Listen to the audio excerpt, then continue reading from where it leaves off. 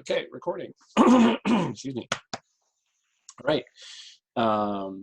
Here we are. I think it's session 9. When last we left off, our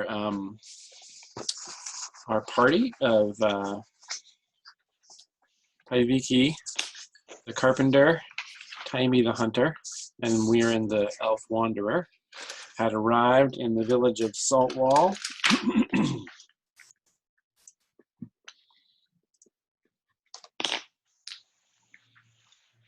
Here we are in the village of Saltwall.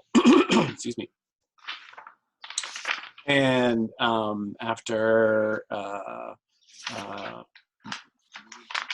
experiencing a very warm welcome and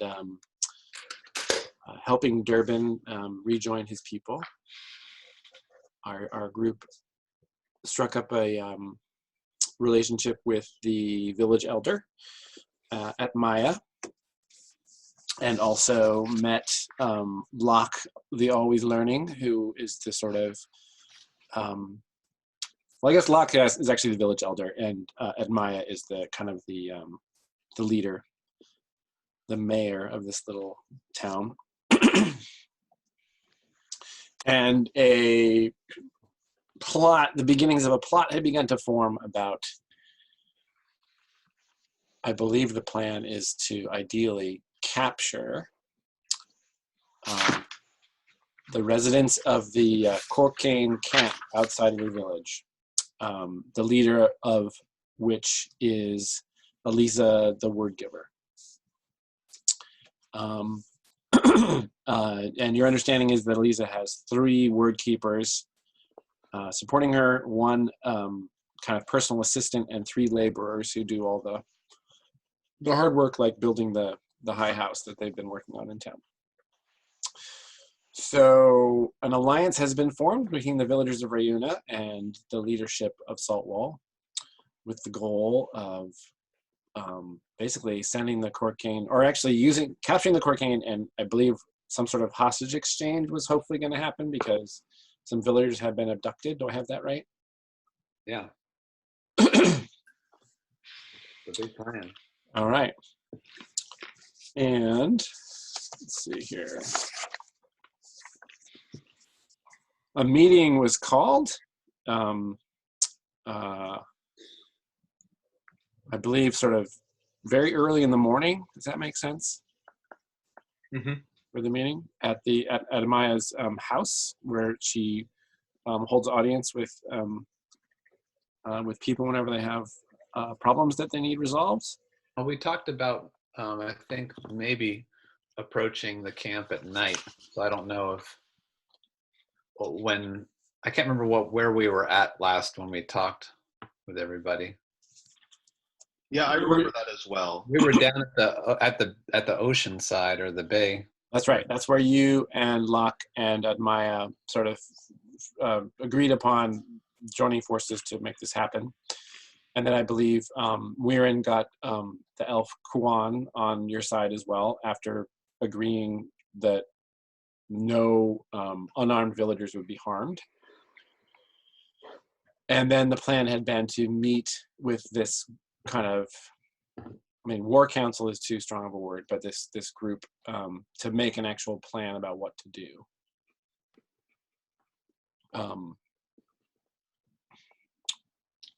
And that group would consist of Atmaya, Locke, Mukundabir, who is the head of the goat riders in town. Oh, I have T-Jeep. Yeah. Oh, sorry, I got the wrong name down. How do you have that spelled? T-E-J-D-E-E-P. Okay. But I don't know if that's just how I made it up. That sounds good to me. That's good. I thought I couldn't remember if I had written down that name or not.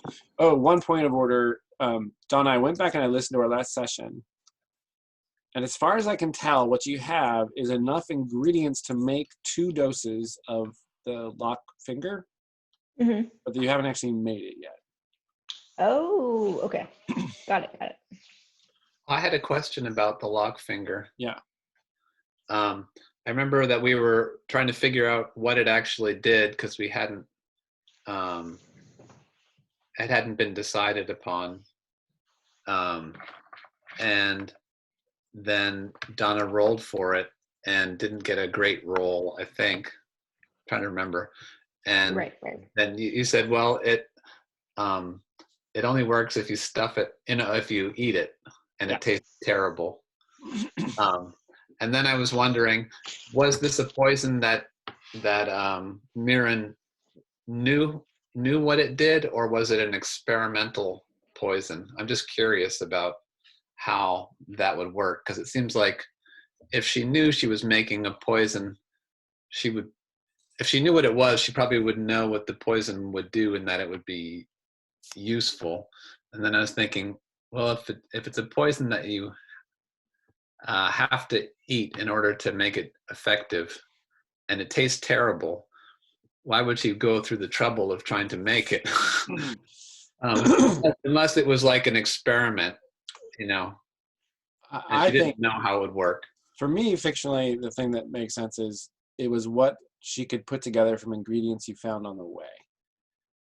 Right? But Like, I want to make a poison, and you guys found those plants and you found the river snails, and that's what was available.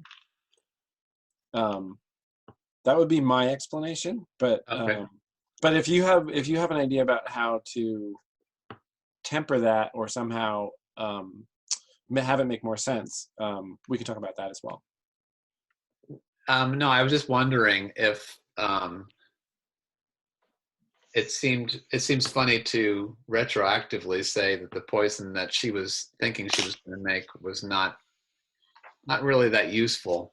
But if it's more of like you're saying, like, I'm going to try to make something with these ingredients and see how it turns out, then that does make sense. That's how I would rationalize it. Okay. Within the yeah, because there were two separate rules there. There was one where the question was how hard would it be to make, and then that was like a 7, and that made it. There were 2 different ingredients that had to be gathered, and then there was the separate rule about what effect, how does it actually do what you say it does, and that Right. And I guess the question would be: are there circumstances when you're making poison where you can say, "I'm going to try to get the ingredients together and do the crafting or whatever it is to make the poison, and then it does what you say it's going to do"? Yeah. We could have just established before even the gathering had happened. You know what I mean? We could say like, I want a poison that does this, and then right then we could roll to establish to see how accurate that is. But then, and that would just limit your choices. Well, you have the ingredients to make this thing, so we should have just done that up front, as opposed to waiting until it was. But do you always roll to see if you, do you always establish, or do you, if you don't, do you need like if you don't want to establish, do you need like a recipe, or do you always have to establish to make a poison? Yeah, you would need a recipe. You always have to prove that you know about it. Yeah. Yeah, you could find a recipe or get a recipe from somebody, or but if you and establish is just flexible. You can do it whenever. You can say like, and then I might put some limits on it. Like if you say like, I want a poison that kills a guy in 5 minutes, and we roll and it doesn't happen, then you're like, I want a poison that kills a guy in 4 minutes, and then we roll. You know what I mean? There's a limited number of highly toxic poisons you can create, so we'd have to do stuff that makes sense. So right now, I think that is the current limitation on that poison. It's not necessarily useless, right? Like, no, not totally useless. Yeah. And I think that's part of the challenge now is like, what do you do with that tool? Right. Was that one of those rolls, Donna, where you rolled a 3 or something? Yeah, I think it was a bad roll. Because you get the to use your cunning when you're working on poison rolls of any kind. So it must have been a terrible roll. There was a 5, Yeah. and she spent 2 cunning to raise it to a 7. I think that's how that went. Yeah. Oh, okay. So anyway, you got enough to make 2 doses of this stuff. You also have the 1 dose of the fatal poison that you used on the beast. But I can probably still make the lock finger in like downtime at this point, or would it be a No. You could potentially do it still here. Yeah, for sure. All you need to do is like boil some water and have, Okay. and I mean, Locke, the elder, you can just tell that she's somebody that like knows how to brew things, and it would not be a problem to make that. Okay. And especially when you brew a poison, you always succeed if you roll a 10 or more, I think, right? That's your poisoner ability. I think I always succeed when I craft poison. Yeah, so making it's Yes. not going to be an issue. Yes. Um, Correct. you got the goods now, so you can totally make it. Okay. Okay, so this council is meeting at Maya's house, inside, early in the morning, the next morning after the big party. Can we have a consultation before that meeting happens? Amongst your crew, yeah. Yeah.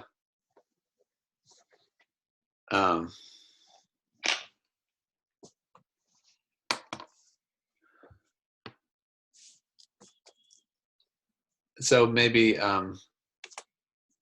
we leave Locke and Akmaya, and then there's just the three of us talking. Like the night before. Yeah. Okay. Yeah. Before we have the big meeting, the plan. Okay. And Paiviki says we should decide amongst ourselves what we want to do before we come to this meeting, I think, so that we have a good plan to present to them. Shall we? The plan to neutralize the camp, or the plan to, if we're gonna kill them or capture them? All of it. Okay. Yeah.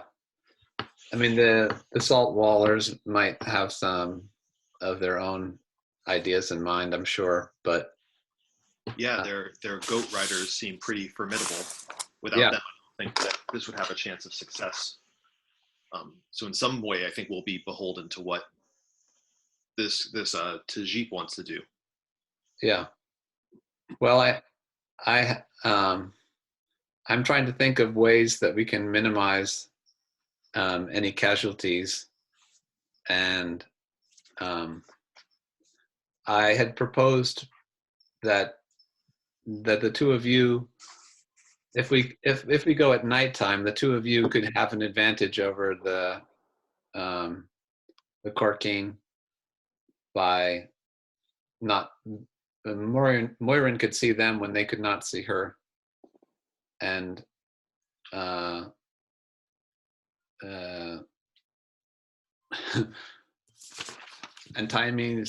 Trying to remember everyone's name. Yeah. Timings used to being at in the woods at night, so I think that both of you could have an advantage over them. I'm wondering if the goat riders would be comfortable coming in the dark, or if that would be dangerous for them somehow. But I would propose, if that was comfortable, that we could go at night or in the early morning, and I could lead them.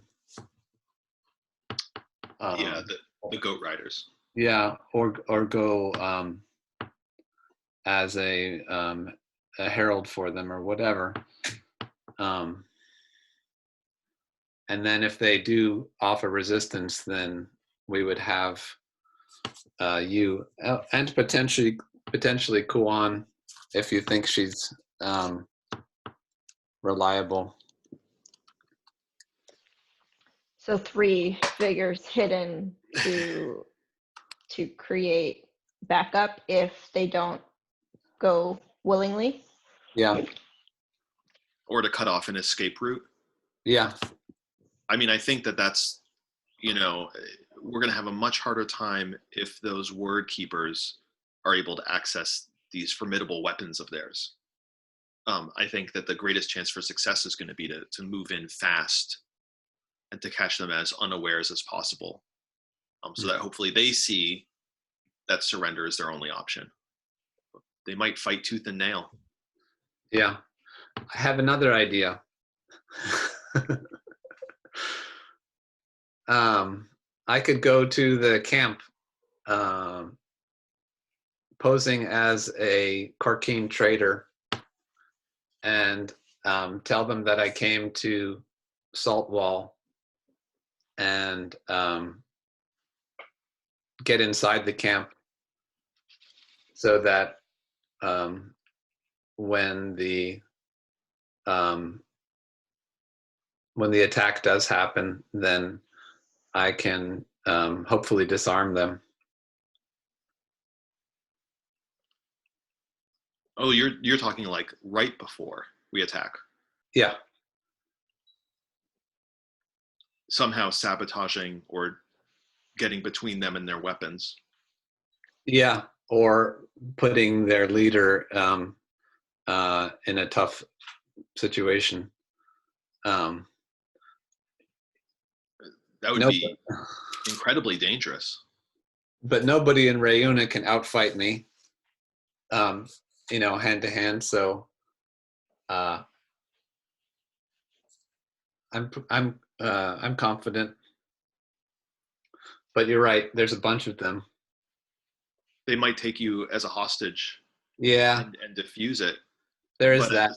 But it's the same. I think the if successful, I mean, I think you could really hamper their ability to defend themselves and really bring a speedy surrender. So I think that there's great reward, but it comes at great risk. Yeah. What do you think, Moirin? Any ideas? I think subterfuge is a good soft way in. I also worry about your safety. I guess I would say if you were to pose as a Corkine ally, we might want to play up that deception for longer than an hour or so. It might be good to just sort of assess how they feed themselves, where they keep their weapons, and then report back.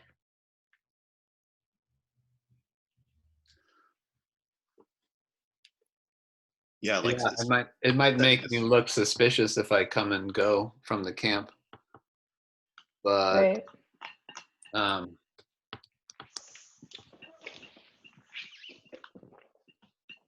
Right. Surely. What would you be trading? What were you offering them? Or what do you trade in your wares? Good question. Well, I mean, what do we have in our I think we could I have like a wooden mask and a clay jar. You could just be trading in rarities from distant lands. Yeah, I have a bracelet that's always cold. Yeah, I have those like weird those pieces of armor made out of books. Like, yeah, you could be a stuff seller.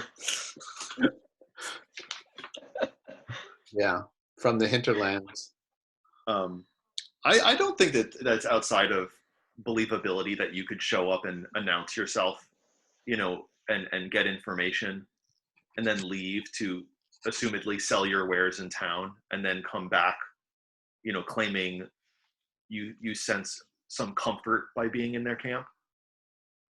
Yeah. I don't think that's super unbelievable.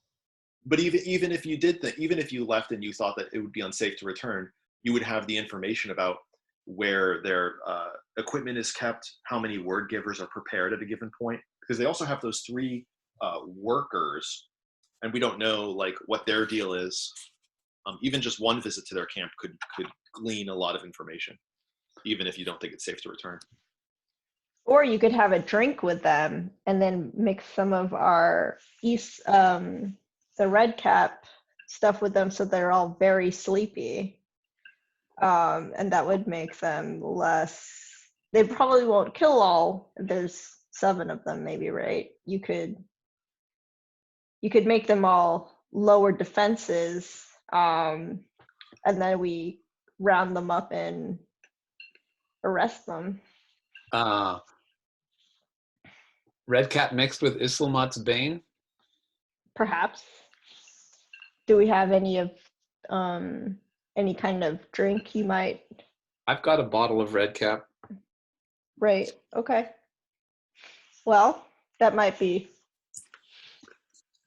if you can befriend them, I suppose. Depends on if they drink on the job or not. So you're thinking of doing the same thing to the guards that we did to Isomat, just, like water down the deadly poison to knock out portions? Right, because we only have the 1 dose. So so the 1 dose spread out amongst 4 people, 7 people. I should know how strong potentially that would be. I suppose if it makes Isomet sleep for 3 days or 1.5 days, that should probably make 7 people very sleepy. Yeah. I don't know if they would drink it if I didn't drink with them. I would be prepared to drink it, dude. I'd be prepared to go into battle very sleepy. That's one thing I don't want to be in battle. But I suspect, you know what, Taimi probably can't think that far ahead, like chess match style, but John Shidurgeon can. Yeah, I wonder if there's a way that I could drink it without the Islamat's Bane in it.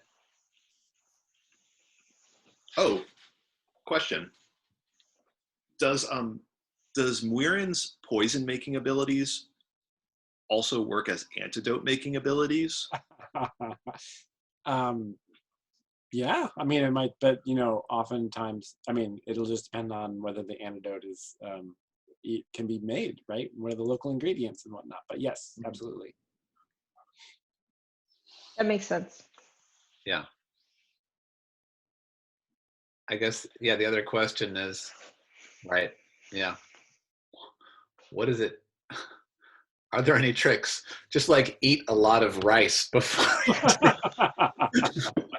Right, is there some way, is it a common antidote? I mean, you can totally establish that right now, Muirin, if you want to. You can say that that there is a way to, if you eat some other thing beforehand or at the same time, there is a way to do that, and then we could roll for it. Ooh. And you could even spend your cunning to help the roll there. Just throwing that out there. You don't have to necessarily make that decision now, but that is a possibility. I kind of love it if you could come up with something. Yeah, right. Like, so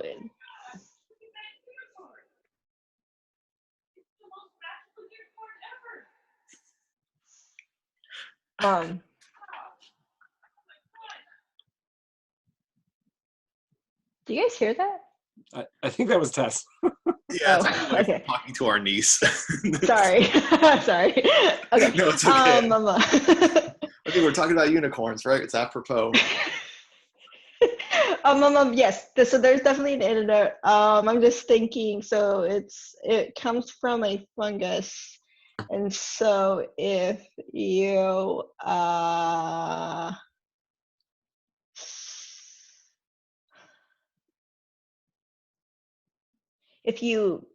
can drink,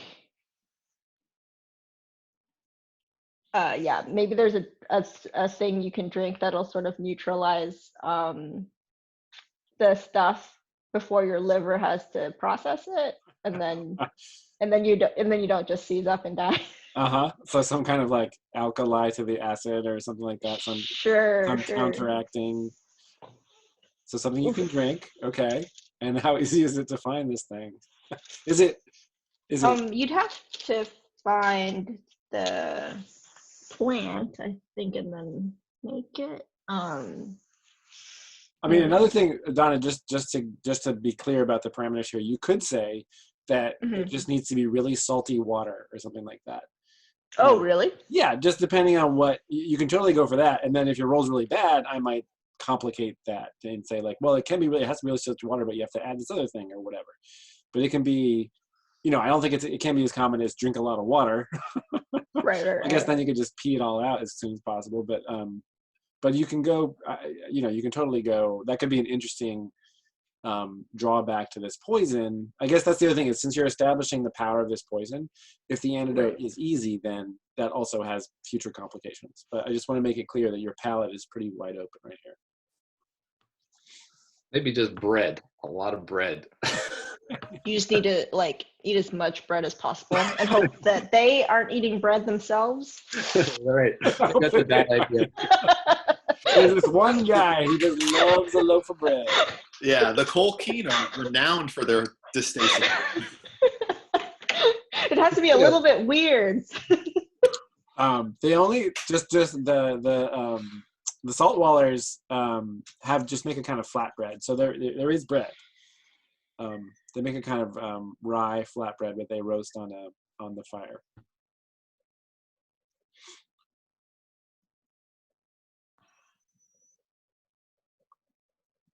Yeah, I think that there's some kind of minerally liquid that doesn't taste very good that will have to make you'll want to drink that first.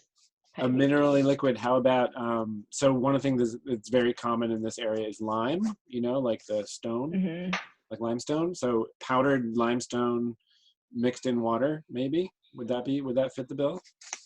Yeah. And I'm sorry, but you'll have to drink the whole thing.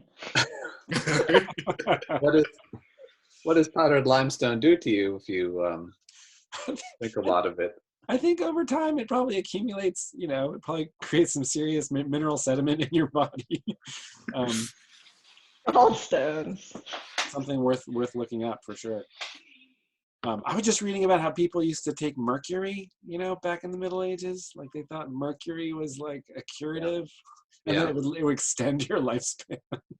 Yeah. Yeah, bad news. Yeah, so that might be a trade-off, right? Like, what does powdered limestone do in your system over time? Maybe you have a shortened lifespan, but you didn't get killed by that deadly poison. Right. So you want to go for that? Would that be your antidote? Yeah, and I mean, if you're just only going to drink this one time, it can't have a long-term effect on you, Pipey. Right. Okay. So we're looking for the thing, or we have the thing. Okay. What's that? So we can find it easily because it's here. Yeah, these cliffs are basically limestone, and with lots of salt deposits in them, which is why the goats like licking them. Yeah, so very easy to find in this area. Very easy to get some and powder it and mix it with water for sure. So let's see how if there's any complications to that. It's an established role with intelligence. Okay, and then I have in between the time. Can we say that I have brooded in silence to reset my cunning since last time? Okay. Yeah, you actually did do that last session. Oh, I did. Okay. Yeah, without having when you arrived in town, you asked that question and we bumped your cunning back up. Yeah. Okay. So you have your 2 cunning, and because I can spend that after I roll. Correct. Right. That's the advantage to being a thief. Okay. I rolled a 7 plus 0. It doesn't matter if I spend it, right? Because if you spent 2 cunning and a point of luck, that would become a 10, and then everything you say would be true. End of story. With a 7, right. It is you were right, but there's a caveat or complication of the judge's choosing. Okay, I would like to spend that luck so that it's just a 10. Wow, I don't get to add a complication. Wow, I feel robbed. No, I'm just kidding. No complications. No, you had to spend a luck. That's pretty tough. So both your cunning got spent and a point of luck for a 10. So all you need is what is it, like a liter of this stuff? A liter of. A liter? I'm asking you. I'm asking you. I'm sorry, Vicky, you have to drink a liter. I mean, like half a liter. What's a good? No, a liter. A liter. Well, because it's poison. It's lethal. So you have to. Okay. How much can your body take? Yeah, and is it? And did you say you could ingest it ahead of time and you'd be okay? You basically prepare your body. Okay. Right. Prepare your body. I think it really comes down to like the powdered lime absorbs the toxin, and then you have to pee it all out as soon as possible. So yeah, Paiviki's gonna walk into that camp with a bulging belly. Welcome. If you like that plan, yeah. Oh yeah. All right, so we've love that established plan. that. We know how to cure. What's the name of this poison again? Isilmatsbane. Isilmatsbane. Nice. Okay, so I'm making a note of that.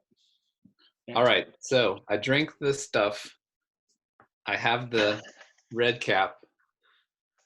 I'm thinking I leave my weapons at home, so I look less threatening. And I didn't really like those weapons anyway. And then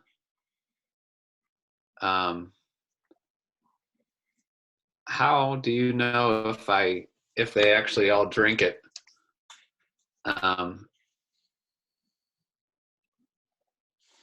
Maybe I need some sort of signal to tell you guys that it's ready. The idea being that you would basically share a drink with them and just try to encourage or make sure that everybody drinks some. Yeah. Okay. And then try to get the plan into action before they all realize they've been poisoned. Well, because it won't really affect you. You won't be as sleepy, so. No, but they might realize they've been poisoned. But I think the old excuse of going to the bathroom might be a good one. Because you really do. Because I really will need to, and to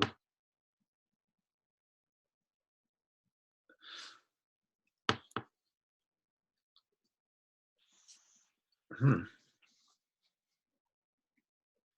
mean, you could have people watching. Was this going to be at night or during the day? Well, at night we have some advantage in that Moirin and Quan can see when others can't. But there's disadvantage in that there may be confusion that we can't account for. Yeah. But maybe more advantage than disadvantage. What do you all think? If it's dinner time, it's plausible. It's more plausible that they'll want to drink with you in the evening. Yeah. One question: do we know if the camp is fortified at all? It is not. Yeah, you know that. We can. Yeah, more information will be learned at the meeting, but you gathered enough from at Maya that you know that it's not fortified. It's just basically 3 tents, 2 big tents, one for the laborers, one for the soldiers, 1 tent for the word giver. Right. And everyone in that camp is Corkeen, or yes. the word giver. Some of the the saltwallers can't tell the difference between you guys and Corkeen so much. You're all just big pale people. So, like the, what are you guys called again? You're the Metza. So to the saltwallers, Metza and Corkeen all the same. So as far as they know, as far as you know, they're all Corkeen at the camp. Definitely no like halflings or elves or anything. Yeah. So I would try and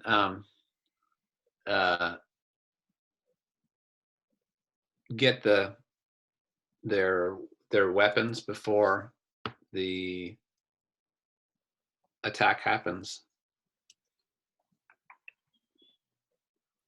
I mean, get Or- their weapons or sabotage their weapons or stop them from getting their weapons. I mean, if the potion works and they can just get wheelie sweepy, then it won't matter as much. Yeah. Or I can signal Moirin, and she can maybe get their weapons if there's a different spot. Yeah. Mhm. That way I could stay with them, and they wouldn't suspect me. Yeah.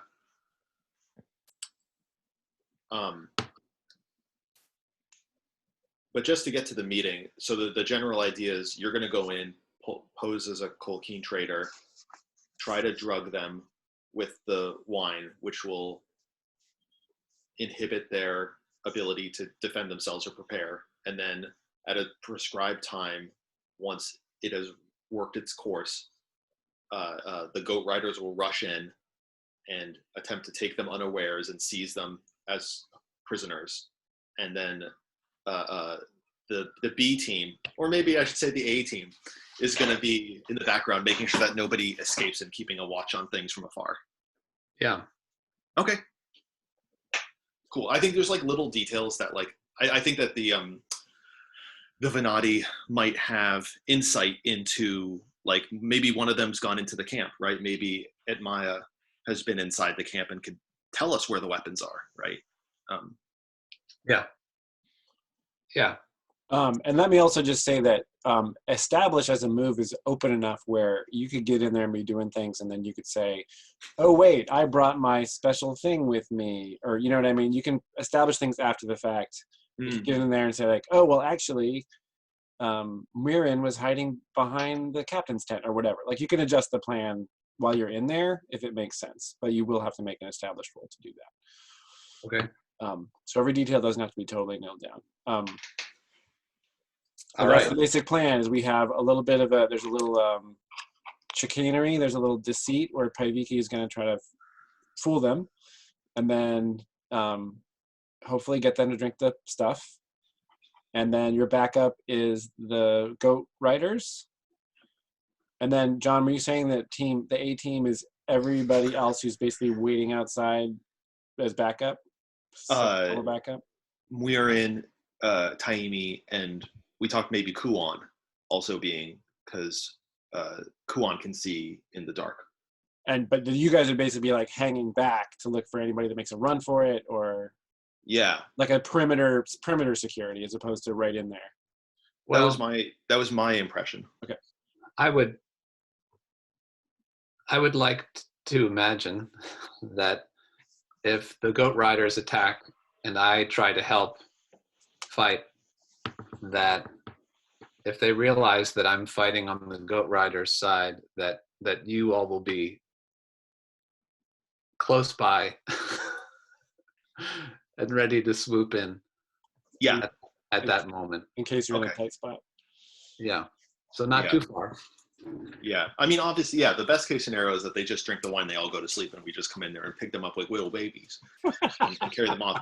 But I suspect that will not be the case. I suspect that those 3 workers will probably not be allowed to imbibe, or not all 3 of them will imbibe, or the word giver herself might not imbibe. Or the soldiers. Yeah. So I really do think it's going to come to, storming in and being like, hey, you want to fight all these goats?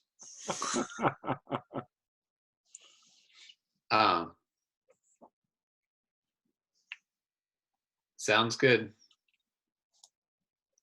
Okay. Great.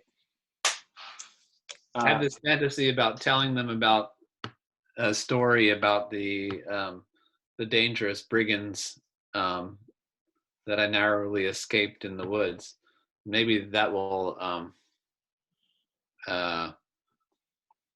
put the fear of being assaulted on them. Anyway, I'll figure it out on the fly. Okay. So the next morning, it's a fog has actually risen up out of the bay and covers the whole village. So when you manage to rouse yourself, or actually one of Maya's kind of assistants wakes you, rouses you. I think probably Muirin's probably already awake. Timey, however, a little harder to rouse. Oh yeah. Oh yeah, and we talked before. Is Annika gonna get in on this? Is Annika gonna be part of the team A team? Yeah, I would like Annika to be part of the A Okay. team for no other reason than she's within my sight. Yeah. She's also very she's very bold. Like she's she wants a piece of the action. So she might be a useful ally as far as that goes. Is she part of the council meeting? No. Okay. So it's at Maya, Locke, Tajdeep. Sorry, I'm just switching over to get us remind us of who we're dealing with here.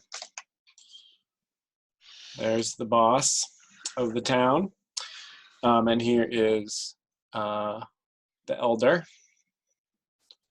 The Yadagura is the the wise person, the shaman of the town village. And this is happening on the main room of Maya's home, which is also the kind of audience chamber she has to resolve any local issues. And it's just a packed earth floor. There are a number of wooden chairs, nicely carved wooden chairs, and some kind of grass mats to keep people from getting dirty on the floor when they sit. So at Maya, traditionally sits in the chair, and people who come to the audience sit cross-legged. So that's the situation that you are ushered into. And at Maya is there. There is a kind of strong-smelling tea that's being served out of clay bowls. So that's being sort of passed around. Locke is there. Tajdeep is there, and Tajdeep's goat is also inside the room.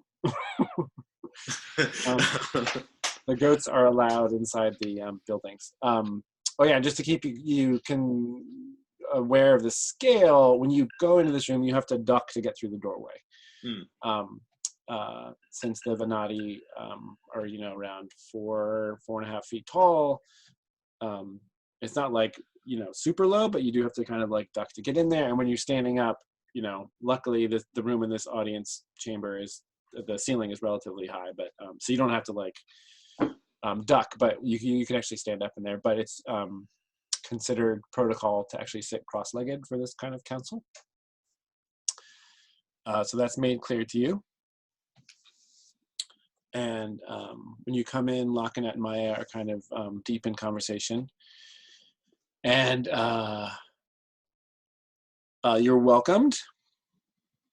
Kwan is there also. Right, was Kwan going to be part of this or no? Is Kwan on the inside of the council? Okay. She agreed, I believe. Okay. She definitely agreed to participate, yeah. Okay. And she is she has visited Vanat Saltwall a number of times in the past and is considered a kind of friend to the villagers, so they welcome her presence. Good. Is Durbin part of the council? Because he's the one who knows us the best. Durbin is not part of the council because he's a woodcutter. I think that the conversation you had with that Maya and Locke the previous day was enough to kind of like.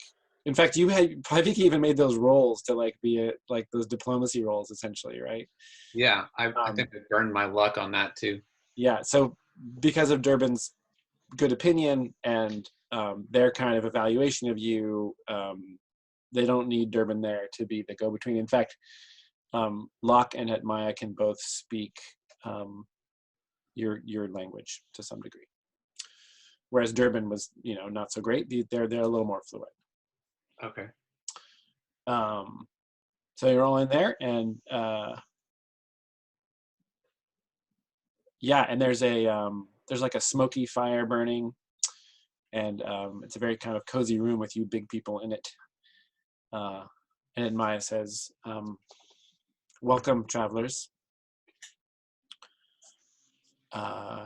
We are here to listen to your thoughts about what may take place.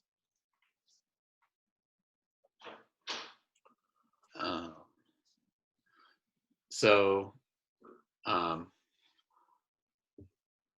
we come inside, and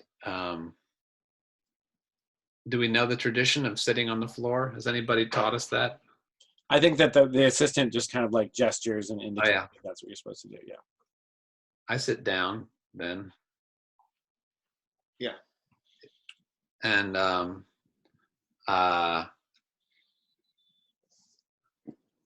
I think just outlining the plan of what we were talking about,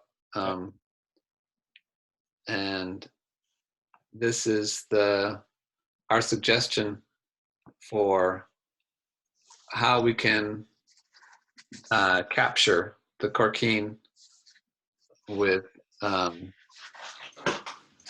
the least chance of bloodshed for anyone involved.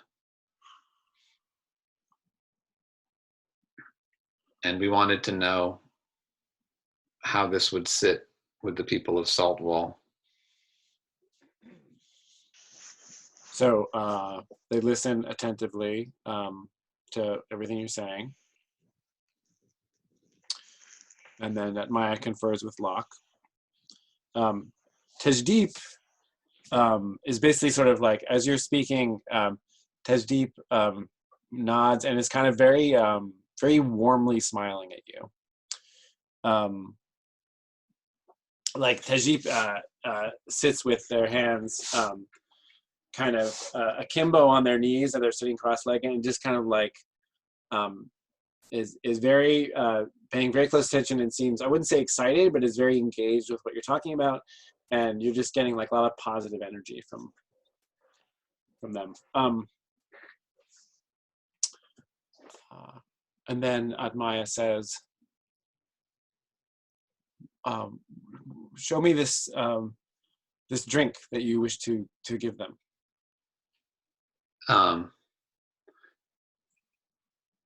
Paviki pulls out the bottle of Red Cap. I imagine it doesn't have the poison in it yet. It's totally up to you. Yeah.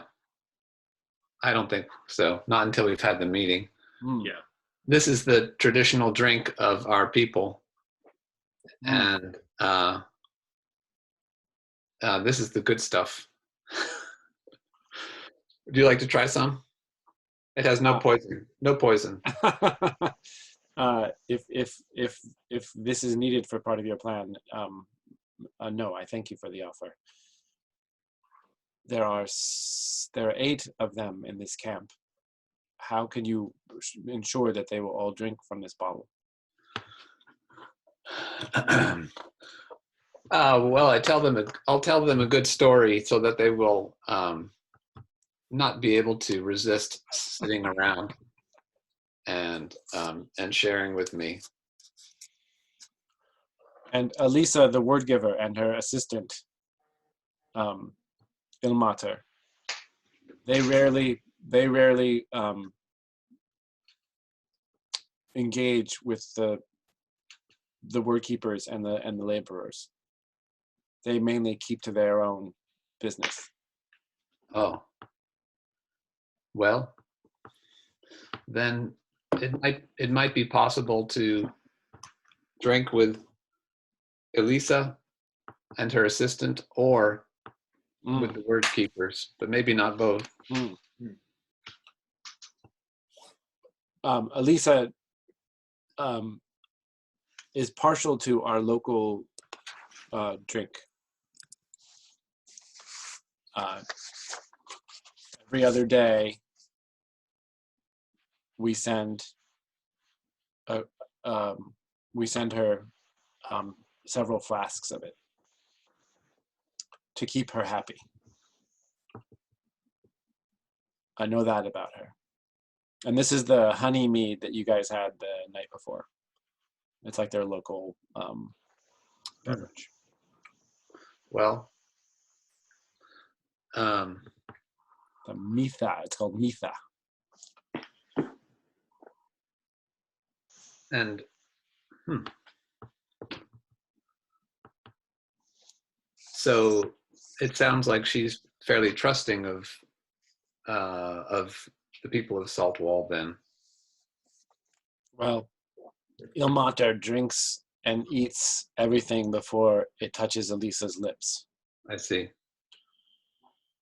If anything happened to Ilmater, then Elisa would know there was trouble.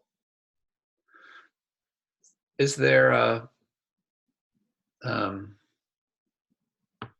something that we may not know about that we should we should worry about with this plan with Elisa? Does she have any?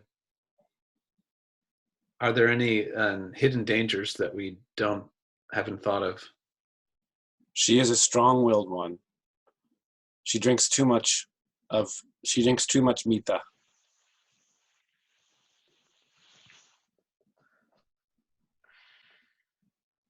Beyond that, I cannot say what secrets she may hold. I have had counsel with her on 3 occasions. My people have watched her and hers closely. All else we have learned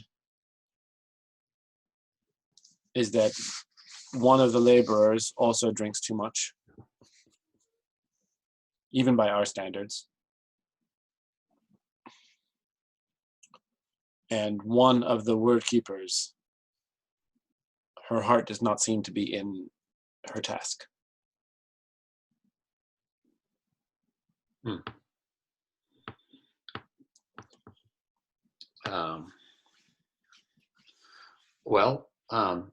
You know of their weapons, these tools that throw small spears.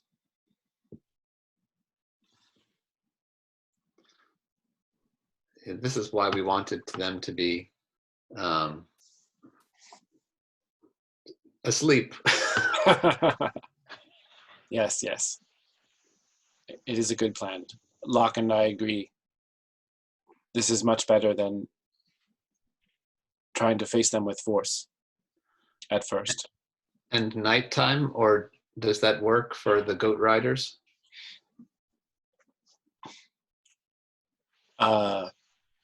You speak of getting them to drink around their evening meal. There will be a fire. There will be some light. From this, Tejdeep says that his goat riders can do this job. It's better with the fire because then they can't see very far, but we can see them. Yes. So Locke sort of gestures and says, and when the time comes when you give the signal, I will bring the fog.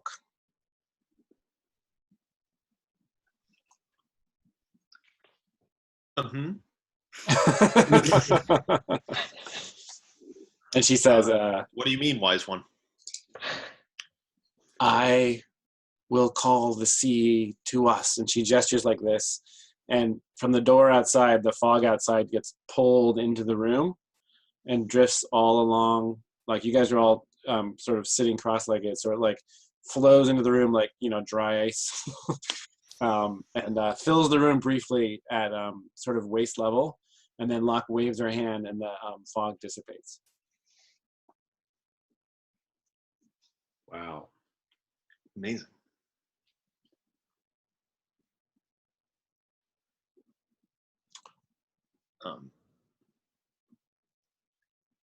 I guess the only thing left is to consider how best to position you as a Colkeen trader.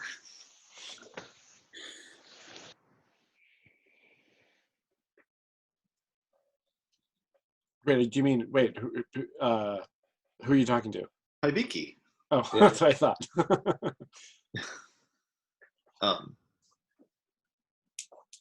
Yeah, I mean, do you have any knowledge I'm not. I don't remember your background.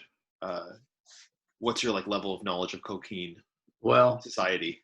yeah, not very much. I think what I had been thinking was that her father had brought her to the village when she was pretty young, Hmm. like I don't know how young, 4 years old or something like that. And then he, I was thinking he died, and maybe she doesn't know why or how. Hmm. Maybe that's a mystery to be solved later. Why he died, but I don't know if Paiviki knows exactly why he came to the village. There's the you said that, Jason, that the Korkin, their main cultural what is the word for it, tendency is for what is it, not honesty, but I'm at a loss for words. Law, like law is the big. They've loyalty above all. Loyalty. Yeah. Thank you. Loyalty. So I had imagined that maybe her father had broken some loyalty, at least in the eyes of some other Korkin, and had to get out of town, or was fed up with them for some reason and had to get out of town and tried to, and got to Rayuna before Rayuna was, captured by the Korkin. So he was like going into the out of civilization, as it were. But with all that said, I don't know if, I think probably Paiviki sort of rejected her Korkin ancestry and tried to be like a villager. Mm-hmm. So I think she's probably a little bit sour to the Korkin. So, but she's also really smart, so she probably knows a few things about them and how they behave or greet each other or something like that. It would make sense that she would pay a lot of attention to their behavior, because even if she was raised Rayunan, yeah, she knows where she came from, and it would make sense that she'd be really interested and curious about that. Yeah. So between the traders, yeah, go. Yeah, we must have had traders before in Rayuna. Yeah, for sure. Did we establish the language is the same? It's close enough to work. Yeah, they're not exactly the same, but they are essentially interchangeable. Yeah. So I guess Paiviki would be trying to put on her best Korkin accent. Yeah, there you go. Trying to imitate the word giver, or no, he's Grasslander. Trying to imitate the word keepers. The word keepers are like some merchant that came to the market a lot. Yeah. Yeah. For sure. Okay. So tonight we will do this. Yeah, maybe I'll head over right before dusk to get a good look at the camp if I can. It will be good to go while there is still light, so that they do not suspect you at first. And Moirin and Taimi can be ready for my signal. I have another question. We captured the Korkin, the goal being to use them to return our villagers to us, those who were taken. Yeah. How will we must stop them before they return to the capital. We must catch up to them before they get back to the capital in order to do that. Unless the negotiation you imagine is with the Korva himself, the Corva being the kind of legendary leader of the whole Corkine empire. How many days ago were they taken? Oh yeah, I thought this was like weeks ago. No, it wasn't weeks ago. They actually left 2 days before you guys got there. Oh. And it's a 5-day trip by foot to the capital. Well then, yeah. I mean, I think that we could very easily try to overtake them. Especially if you're on some goats. Especially if we're on some goats, baby. Wow. Yeah, I think initially we were under the impression that the prisoners of Saltwall were in the capital already, and we are going to use these as bargaining chips. But I think that if we can get them en route, then it might even be longer until the capital knows that things have gone down here, which would benefit them even more. It'd be a win-win-win-win. It would be. So just quickly, I guess it's Paiviki who probably crunches these numbers and not Taimi. Well, wait, Taimi's intelligence is average, right? No. It's your wisdom that's lousy. Both 7 and 6. Okay. Yeah. So even if if the goats, let's pretend the goats go twice as fast as a person on foot. That means by the time that they're 4 days out, you're 3. Let's say. Anyway, it'll be tight. You'll be chasing after them like as fast as you can, and the hope would be to get them basically when they're quite close to the capital. If you left tomorrow, so that would be the challenge there. Yeah. High speed goat chase. Yeah. I think none of us had really thought about that. Yeah. Maybe because in our other village, the person who had got taken before the game started. Right. So we weren't really thinking about chasing anyone down. All right. Well, we better get on our plan then. And nobody's allowed to be injured. Okay. No. Did we establish there is like a prison or holding cell for the Corkine after we capture them? No, that hasn't been established. I think that Where would you keep them? I think that there's I guess at Maya suggests there's a storehouse down the cliff, actually on the cliff, that you could keep them in, and the only way in is, you remember the cliff had those stairways, so the only way in or out would be via one of those stairways along the cliff, so it'd be very easy to guard. Yeah. So there's a storehouse there that could hold, it might have to be split up into 2 different buildings because there's 8 of them. And these are not big buildings, so they probably have to be split into 2 different buildings, but those would be relatively easy to guard. Okay.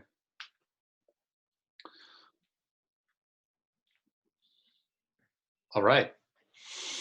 Oh, and then I want to advise that if anyone is hurt on the Corkine side, as much as possible, try to keep the leader of the Corkine alive. If it comes down to violence, that would be a priority, is what, right? That's what Mary's saying. Right.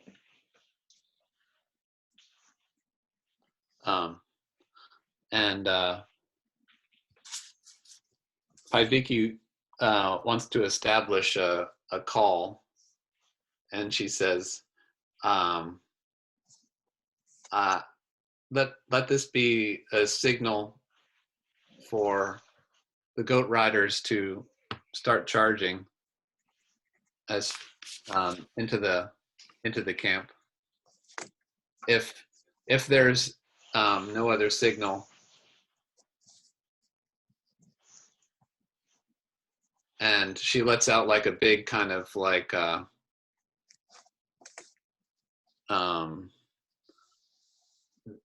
sort of like a Rayona version of the rebel yell, kind of kind of thing. Okay, great, awesome.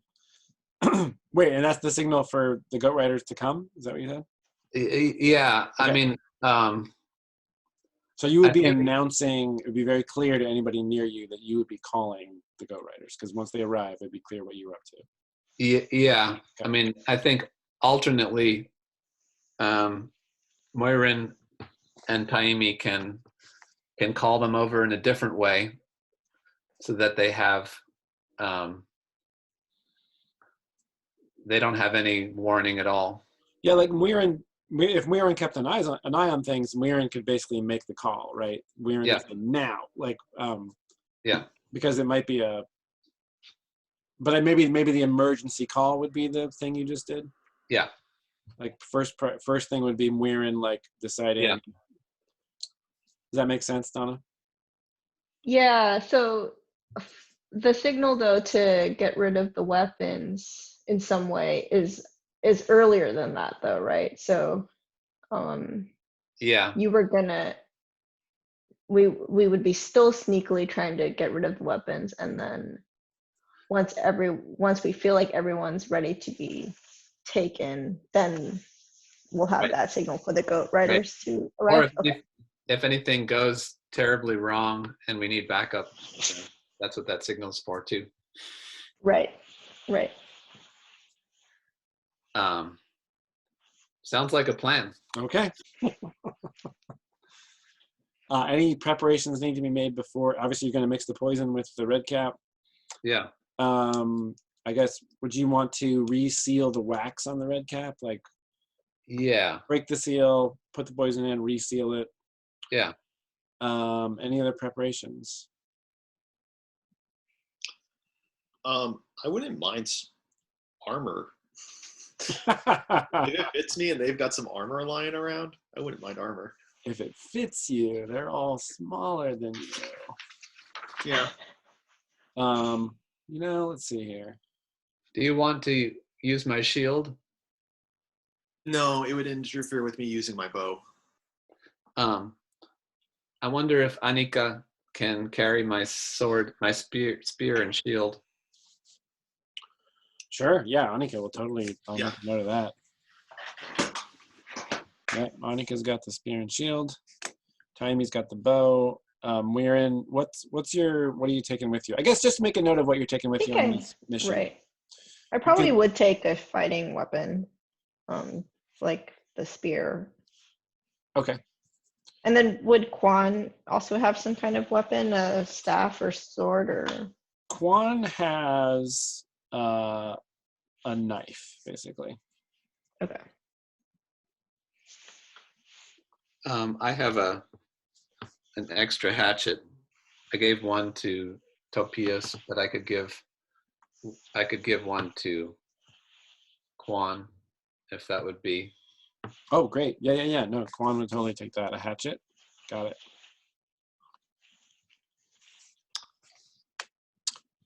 Yeah, I'm taking my short bow, my quiver, my rope, and my herbs and poultices.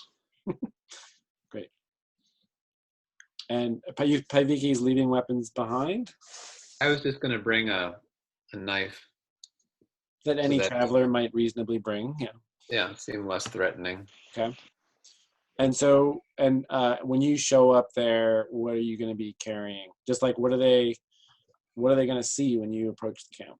They're going to see a big, strong Rayunin, Corkine. Yeah, I'm going to have my backpack, and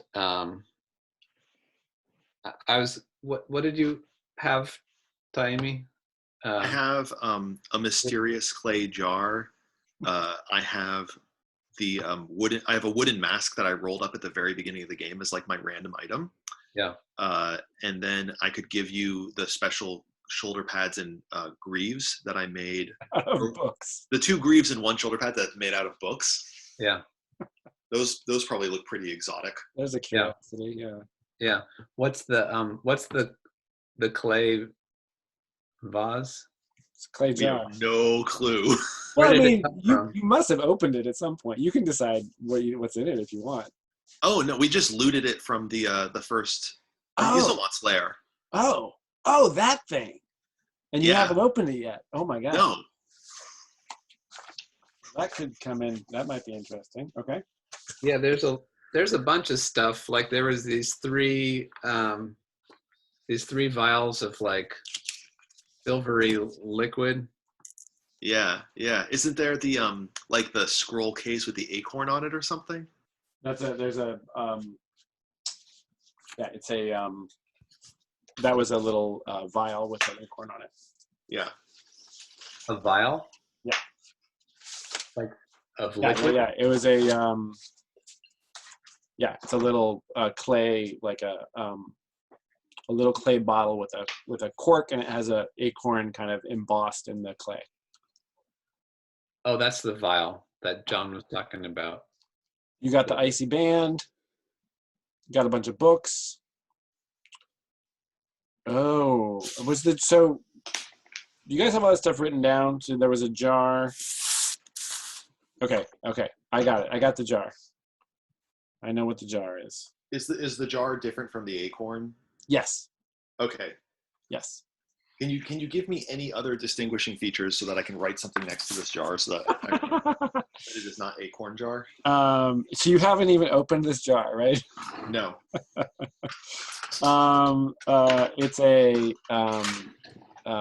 It's a dark. It's got a glaze. So it's a ceramic jar with a sort of dark glaze. Just write down dark glaze. Okay. And I can't find notes about it, but there were 3 vials of something or other that had like a silvery or gray liquid in it. But I can't find them in my notes right now. Okay. Okay, no, here we go. Okay. Vial with simplified acorn, black leather scroll case, bone scroll case, leather tube, Yep. ceramic vessel, Phantoms of Warrior, The Fall of the Knot, Songs of Darkness, The 5 Apertures of Understanding. Yeah, that's everything in my memory. That's what I've got. Yeah.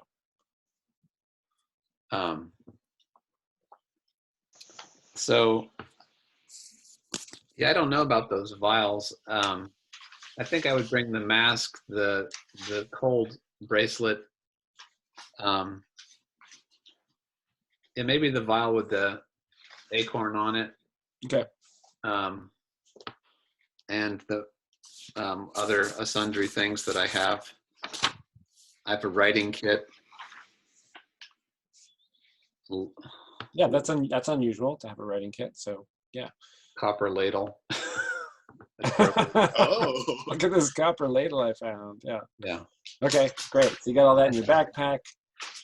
And are you looking the part of like a traveling peddler, or what's the? Yeah, more of like a like a traveling, more like a wanderer with stuff to trade than a peddler. I don't have a lot of practical goods, but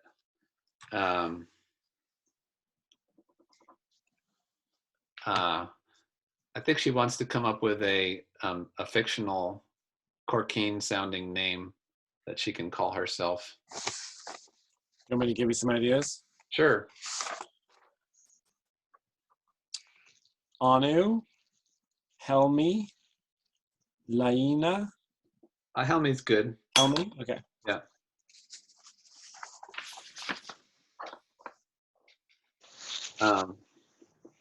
So she comes wandering up to the camp a little before dusk. Okay, so hold that thought for a second. We're done with all other preparations, right? Oh, are we? Yeah. I'm just making clear. Everybody's cool. I would love a knife. I'm realizing I don't have a close combat weapon. Well, the villagers will provide you with one if you don't have one. Okay, okay. That's all. That's Yeah.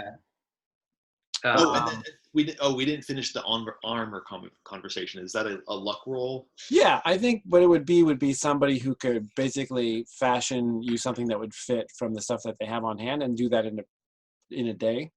Yeah. So I don't think it's a luck roll. I think it comes down to the fact that it's a village, so it's about availability. Mm-hmm. So that's going to be, I guess we can just actually make it a acquire roll. When you go for looking for something for specific and uncommon, and in this village, but in this case, they would be able to cobble it together. So that is, you roll using the size of the settlement, which is a village, which is -2. So you have to make a 2d6 roll -2. Of course, luck can affect this like any other roll. No. No. Yeah. So I guess what I'm going to say is the only armor they have is being worn by the goat riders. Okay. Right. They can't really sacrifice that. Sorry for interrupting, Jan. That's fine. Yeah. Okay. Oh, I have a knife, but I think I'm going to carry it with me. And the A team is going to sort of be waiting for actual darkness before they move in, or just always hanging back at a safe distance kind of thing? Yeah. Okay. I don't know if we should be taking the map at it as law, but if you look at that beautiful map of Saltwall that you have, Yeah. it looks to be some slightly wooded area. Yeah. Adjacent to the encampment. So I think that's where we would move to, and then from there position ourselves. Yeah. There's actually more trees over there than I drew after I did a little more work on this. See if I can add that. There's like some more trees over here. Yeah. So in fact, there's one sort of really, really big one right about there. So this is actually, there's a screen of trees that'd be pretty easy to watch the camp from. So would that make sense as a place where you guys would hang out and observe? Okay, with Kawan and Muirin being the main scouts for when things get dark, and then I guess the goat riders would sort of hang further back until they would approach this zone, right? And then from that area would be where they would make their charge when they go in. Does that all make sense? Yeah. At Maya, Annika, Locke are all there as well. And yeah, pretty much all the other villagers have been instructed to stay in their homes. So nobody else is out here. Okay. Before you walk up to the camp, Paiviki, I need to know what you told Tapias today.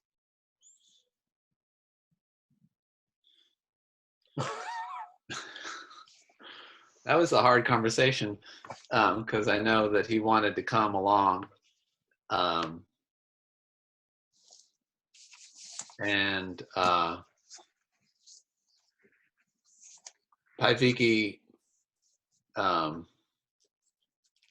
just told him, there's going to be other opportunities. There's going to be another adventure as soon as your leg is healed. Okay. You'll be on it.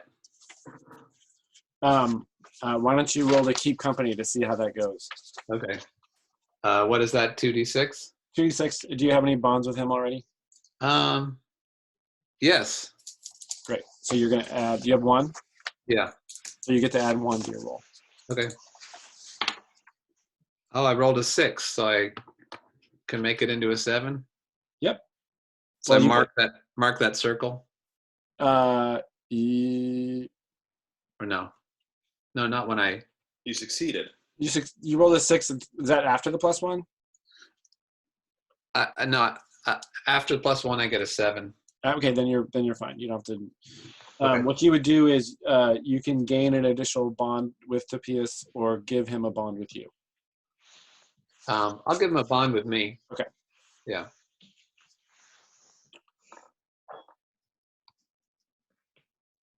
Okay, great. Yeah, so he's a good kid. He's just like, he understands. He understands what needs to get done. He just sort of shakes his head at you going to do another daring thing. Yeah, you guys have a nice moment.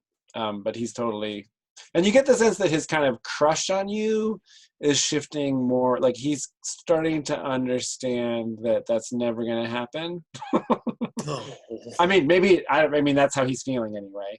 But it's like in a positive light. Like he's I think this long journey away from home, seeing all these people in this village, seeing the sea, all that just changed his whole perspective. And there's like a broader context now, and now he has a very strong attachment to you, but it doesn't have this kind of romantic undertone to it. And I tell him too that if we succeed here, then we can come home to Rayuna and try it again. Oh, kick out that word keeper. Yeah. Great. It's a trial run. Yeah. All right. So you approach the camp. Let me see here. Oh yeah, here we go. Whoops. Uh-oh, getting out the grid. I'm not gonna. I'm gonna try to avoid breaking out the actual grid here. And just quickly. Okay, so just real quickly. Does that work? As you approach, there's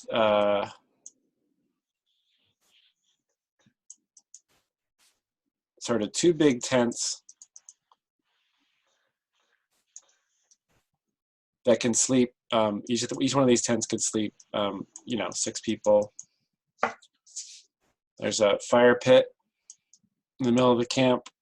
There's a number of sort of makeshift benches around the fire pit. The far end of the fire pit is the tent. It's not. It's almost as big as the 6-person tents. It's got like a peak on it, and that's clearly the word keeper's tent. There's a mess table with stuff on it, and over here is a wagon with a sort of a canvas tarp thrown over it, and it's clearly their supplies in this wagon. This whole area is a little bit worn down. This is the path that leads to the main path, and then there's a big, really big tree. There's this kind of tree around here called a yuta tree, which has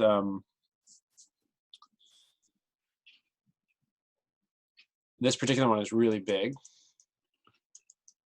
And then from this tree over here is where all the brush and other trees where the A team is kind of hiding. Okay, so you head up this start heading up this path, and you see, let's see, at this time of day, yeah. So there's people gathered around in the middle here.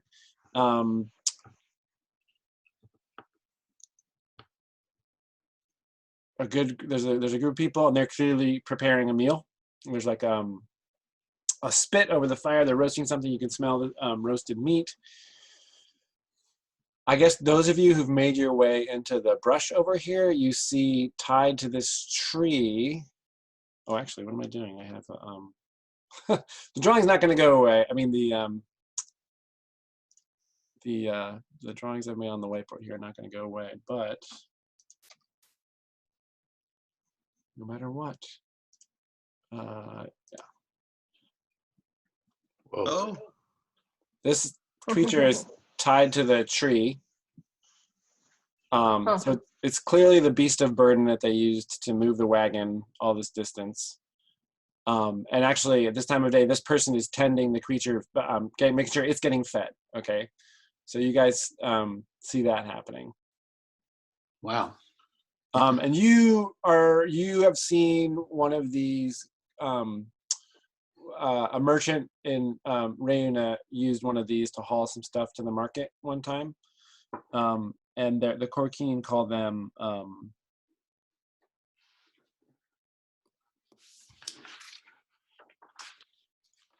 Oh, I'm sorry. The tree. This is called a. This is the Yuta. The tree is called something else. So this creature is called a Yuta. And so that you see that tethered to the tree.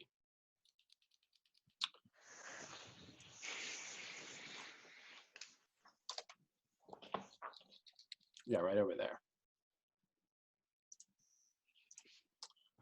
Okay, so that guy's over there. He's got actually a longer tether than that. What is that? It's like a chicken, like a headless chicken with legs. It's a much longer tether. It's got a fair amount of range. But there's a person over there tending, and then all the other folks are here. And as Paiviki approaches, one of the word keepers, two of the word keepers appear to be in their armor. But by your count, Paiviki, including that person over by the tree, there are 6 people visible in this whole area. And 2 of them are in word keeper armor. So your guess is that one of the others is a word keeper who's not in their armor. Oh, yeah. If the original count is right. And as you approach, one of them says, "Stop." Who approaches? And I, in my best Corkine accent, say, "It's me, Helmy, traveler, coming to see some friendly Corkine faces. Hello. Corkine. It's been a long time. What are you doing down here? I've been wandering to see all the things that I can see. In my pack, I have strange things that I've found in my journeys. But it's been a long time. It's good to hear your voice, my friend." And I say some kind of like offhanded Corkine word that sounds really jolly. Your blast! Ahoy! Whatever. Ani's word. Ani is the high god of the Corkine. Oh yeah, Ani's word. So there's much curiosity, and somebody else at the, somebody stands up from the bench and peers over in your direction. This big fellow who challenged you is quickly sort of disarmed because he sees that you're one of their kind. And he says, how are you here in this backwater? Let me tell you some stories. Oh, I have so many stories to tell. And I kind of like take my pack off and I'm like, oh, it's been so many days. And he says, join us. It's been a long time since we've seen one of our own. And he kind of ushers you over to the fire pit.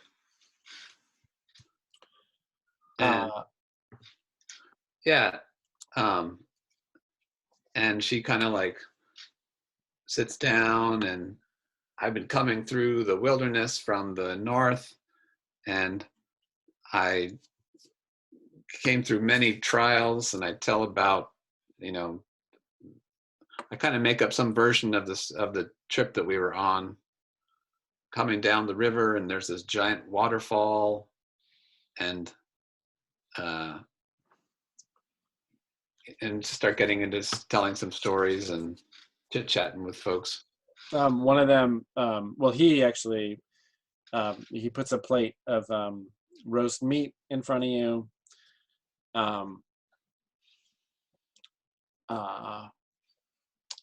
And says, "Have you had any of the Venati mead? It's good stuff." The Venati mead?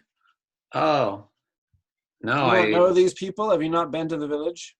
I went to the village, but I didn't really like the look of them, so I kept on going. And I heard that you were camped over here, so I said, maybe I'll come this way instead. Are they good people? So there's a couple of, he sort of looks down at the ground. He actually gives a little kind of, he gives a downcast, he looks down at the ground for a second and then glances at his companions. One of them like sneers and like spits. Another one looks really there's just like a mix of responses. You can quickly read that like there's a mix of feelings about the villagers. One person looks kind of pained. A young woman who is small enough that you know that she's not a word keeper. She must be one of the workers.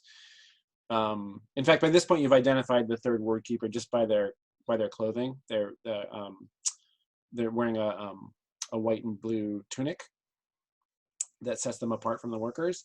So one of the younger workers, at the mention of what people think, kind of looks off into the distance and kind of nervously like rubs her neck. Oh, they've caused a lot of trouble, these Venati. There was some resistance to the word, but soon they will hear it. Soon they will hear it. Am I talking to the word keeper that doesn't have armor on, or the one that does? This guy's armed. Yeah, he's so up close you see the let's get a he's got the chainmail armor, he's got the helmet on. Well, he's taken off his helmet to have his meal. His crossbow is like leaning against one of these benches it's not loaded. And he's got a short sword at his belt. Oh yeah. And actually, sitting down to a meal, he's unbuckled his belt. He set that down as well. So he's just in his armor, still eating. Woman.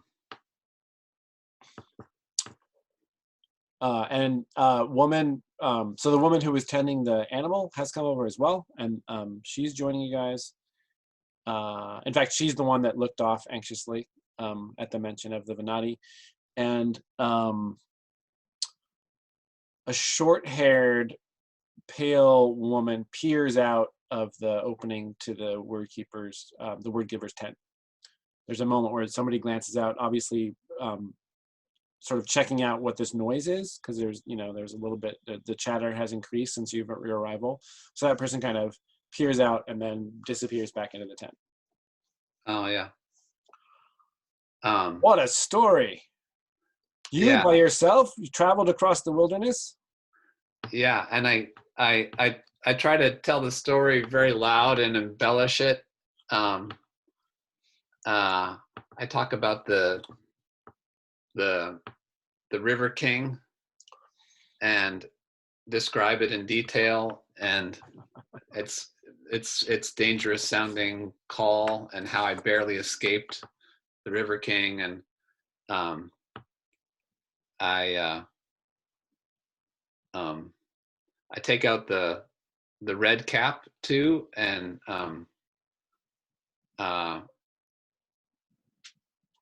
ask who would drink with me, with this fancy mead that I traded for from the north.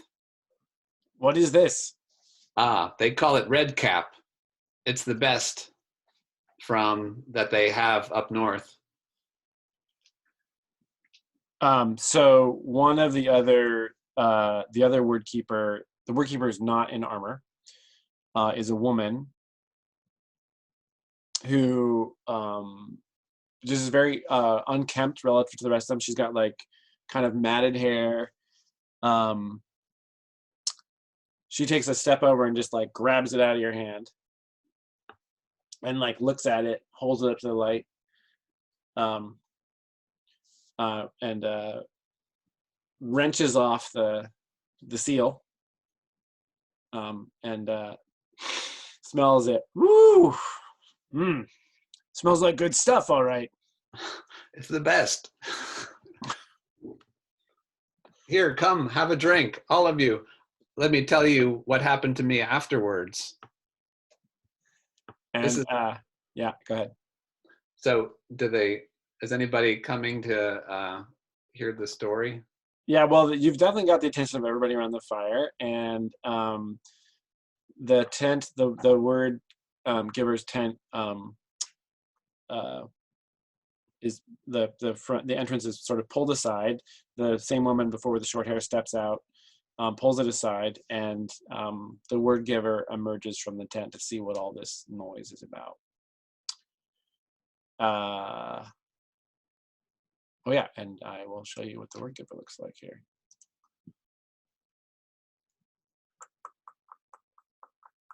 If I can remember where it is. There she is.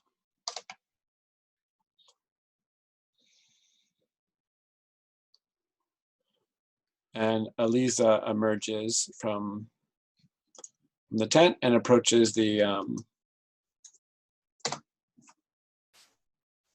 fire. And so the guy, the first guard that you met, his name is Emil.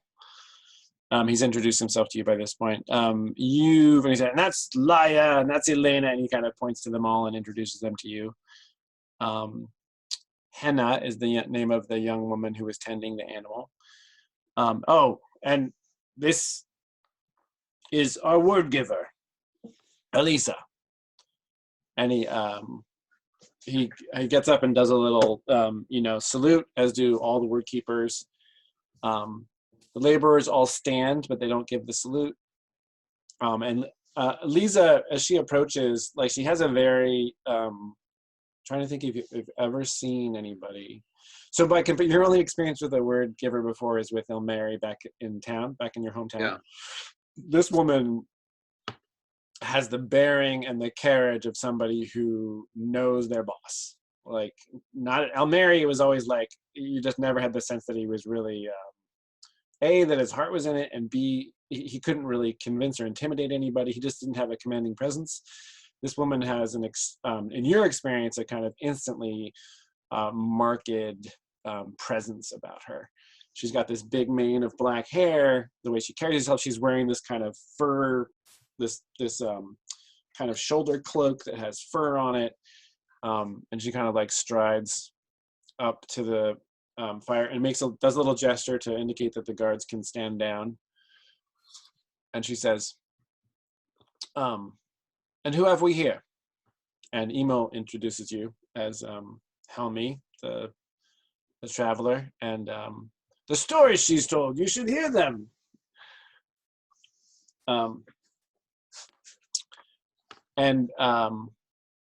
What is it? What is this you have brought us?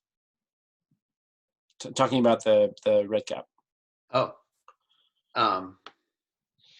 I say, what is the name of their goddess? The big one is Ani. Ani? Yeah. Yeah. So I get up and I say, by the word of Ani, or whatever. Is that what they say? Yeah. You spin it any way you want. Ani's word. Oh, yeah. By the word of Ani, I have some red cap from the north. It's the stuff they make up there. It's very good. Rayunan red cap. Rayuna, yes. And I had brought all kinds of other things in my that I've traded over my journeys. Yes, what other things? Come see. And I put out the wooden mask and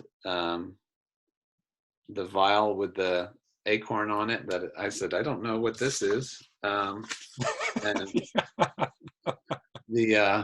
and then the bracelet I hold up, it's all kind of shining. And okay, so when you hold that up, Laia, who is the woman who grabbed the bottle from you in the first place, her eyes kind of light up at the sight of that. Yeah. Let me see this red cap, says Elisa, says the word giver. So she gestures for you. Hand it to her. Bottle, and she takes the lid. Well, the lid's already been tossed away, actually, so it's just open. She smells it. She hands it to Ilmater, her assistant. Yeah. And Ilmater actually has a cup on a chain around her neck. So she's got this chain, and she's got a little it's a little copper cup that she has. And she pours a little bit in there and drinks it. Yeah. Let's drink together. Do you have another cup? Eliza holds up her hand and says, "One moment." So the idea was that this stuff mixed with the alcohol would be slowish acting, right? Yeah. Yeah. Like they're gonna fall asleep relatively soon, but not right away. Yeah. Okay. Okay. So Ilmater, after a minute, there's like chatter and whatnot, kind of like nods her head.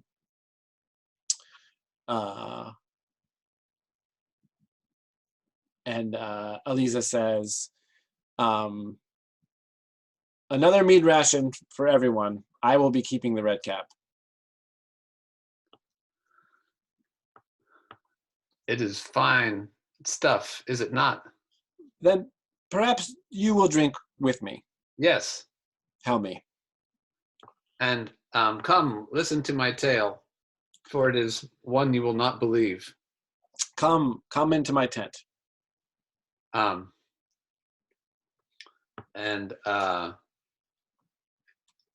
she, I kind of look around at all the the soldiers and their crossbows and whatnot. Yeah. And I go into the tent with her. Okay. And I tell her some of the stories that I told the others. And so she has, and Ilmater comes in too. So it's the three of you are in her tent. yeah, She's got a little screen up. There's obviously sleeping back there. Yeah. In the front, there's a little field table with two little stools. So Right. you're sitting there, and she's got some wooden cups. And so Ilmater actually pours the cups and places one in front of each of you, and you're drinking and telling your story. Yeah. Is there, is it getting dark? Yes. Then? Yes. Okay. By now, the sun, there's a beautiful sunset over those cliffs.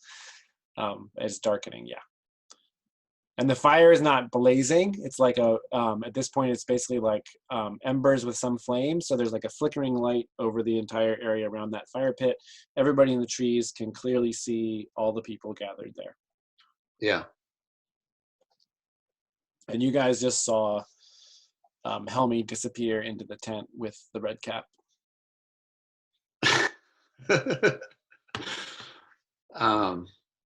And we go into the tent, and I drink with them. Mm-hmm. And I tell her the stories, and then I say, but do you know, on my way here, I was almost waylaid by a terrible bandit. Really? Yes, I just barely escaped. How fortunate that you were able to make it here then. Yeah, I left them behind, but I want you to know that I don't know if they're heading in this direction, or perhaps you should be wary of them. They have a charismatic leader who's very dangerous and renowned, and others that I spoke to spoke of her name with fear. What is this name? Perhaps I have heard of this infamous brigand. Paiviki. Paiviki.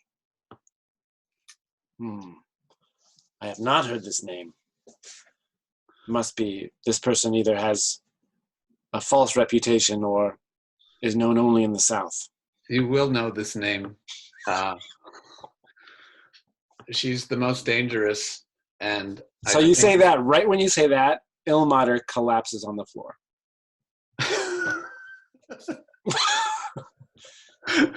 And Eliza looks over. There's a moment where time for you slows down a little bit, and Eliza looks over at Ilmater collapse on the floor. And in that moment, you realize that the gears are turning in Eliza's head. Okay.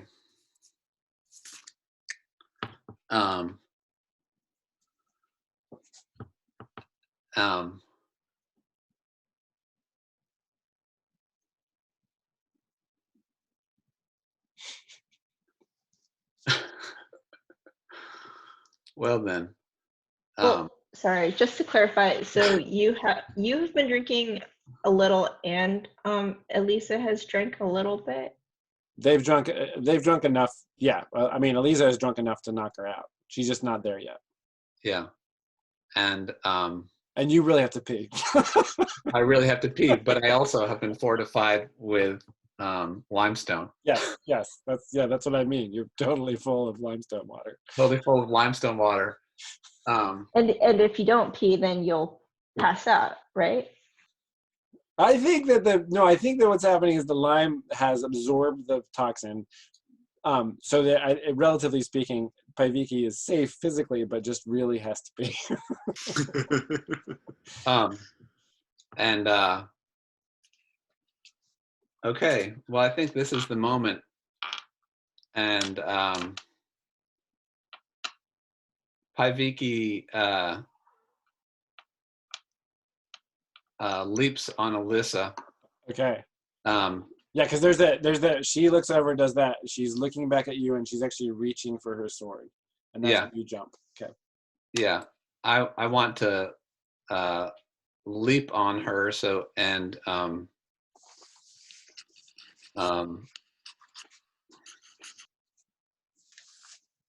Yeah. What's your goal? My goal is to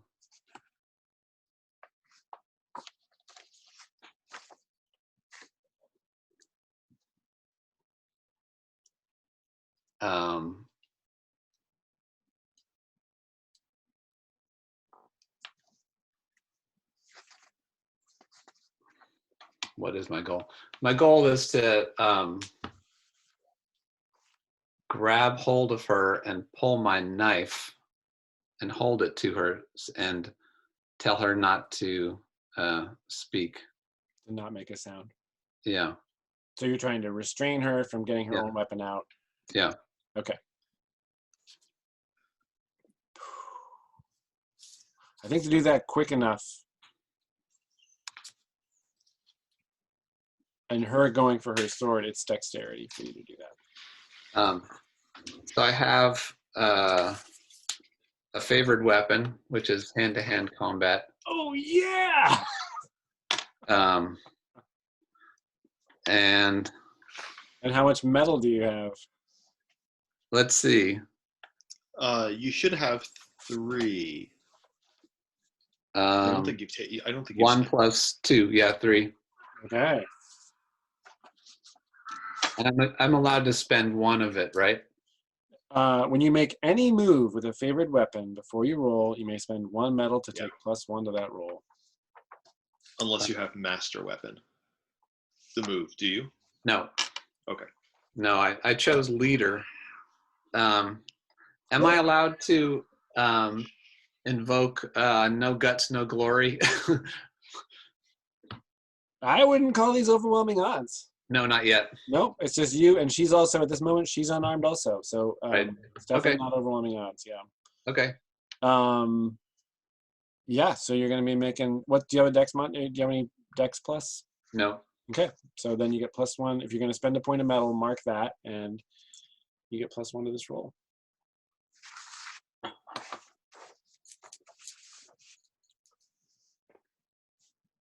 I got a 7. Okay. You do it, but there's a catch. So the table goes over. You grab her, you fall to the ground. You're going, you actually manage to hold her sword arm down. You got your weight of your body on her, and you're bringing the knife up her throat, and she shouts, "By the word!" I'm sorry, where did I get to? I held her. You're we're not able to stop her from speaking. So she shouts out. Do I have my my knife to her? Yes. Okay. You got her in that position, but she ignores the fact that, that's happening, and she manages to shout out. So outside, you guys in the trees, you hear that cry from inside the tent. What do you do? Taimi and Muirin. And Quan, right? I think that's the signal we're gonna get. I don't think that's a good signal. And then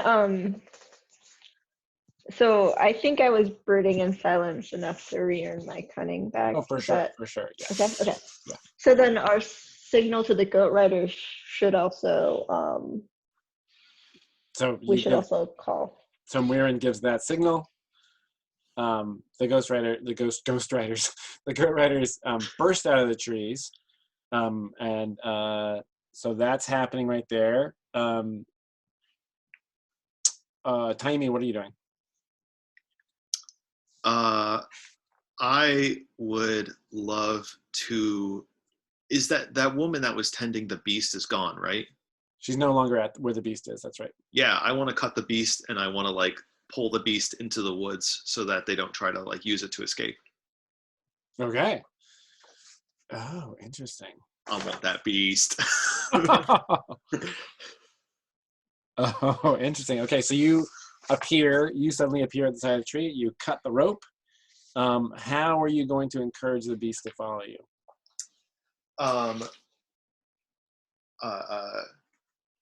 I guess I do whatever the cultural equivalent is, like the like Garu, Okay, you're just trying to coax it, okay? Yeah. Muirin, what are you and Quan doing? So I hope that the goat riders create enough distraction for the other Quarkine. So I think, is it possible for both of us to try to try to sneak towards any like the crossbow that was like lying there, or any other weapons? I think we could purloin. Is that too? Yeah, I think so. What's happening right now is you guys are at the trees, and the goat riders are now busting forth. And in the course of them charging that campsite, those guys are probably going to be grabbing their weapons. So unless you could establish that Quan was already there, like had snuck close already. But right now, you don't have time to get over there and steal stuff before they're going to be able to lay their hands on their weapons. Mm-hmm. Does that make sense? Yeah. So if we establish that she was sneaking ahead, would we just sort of rewind? We wouldn't rewind anything. We would just say that, well, Quan was there all along. Quan had already snuck up. If you actually succeeded the established role, yeah. We're sort of freezing the moment right now in case that's an opportunity. But because you gave the signal to the goat riders, you're still back in the trees. Okay. I think we should establish that she was sneaking there.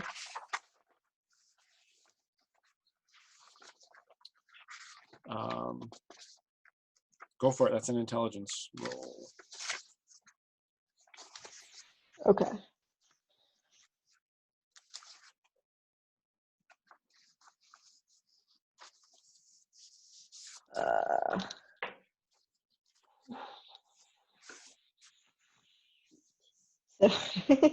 It's a 5. You got a 5. Okay. You get to mark intelligence. Okay. I get to make a move, and the move is that the goat riders break forth.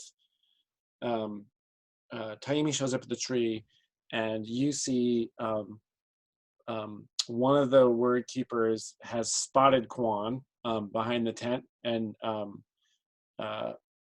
is making a move toward Quan. Like is drawing their sword and going after Quan. And I believe Quan has a hatchet, right? Yeah. Yeah. So everybody else at that campsite right now, they're a little bit frozen in the moment because they just heard the scream, and then they turn their attention towards the goat riders. So the goat riders are dashing across that distance. There's one of the word keepers is headed towards Quan. Locke is muttering to herself, and you notice there's a bank of fog starts to rise up over the cliff from the sea and start to drift towards the campground.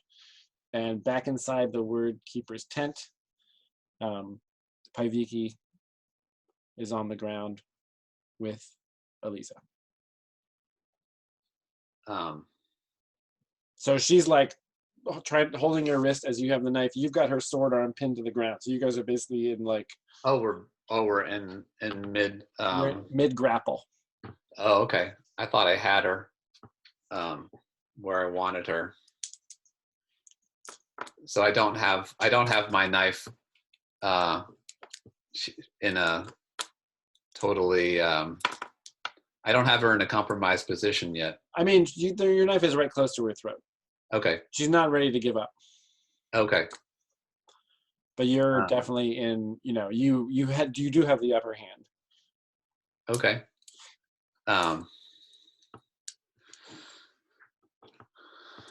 Well, I think I need to get more of an upper hand. Probably.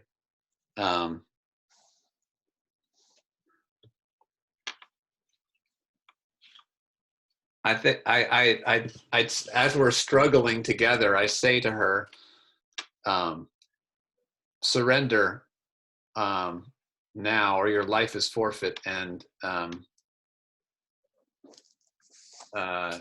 your camp and all your followers too. Surrender now, or things will not go well for you. For I am Paiviki.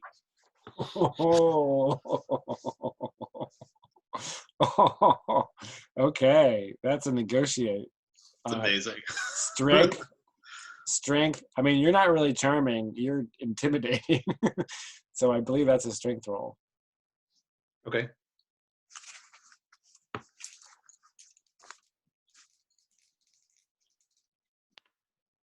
I rolled 11 plus 1. Okay.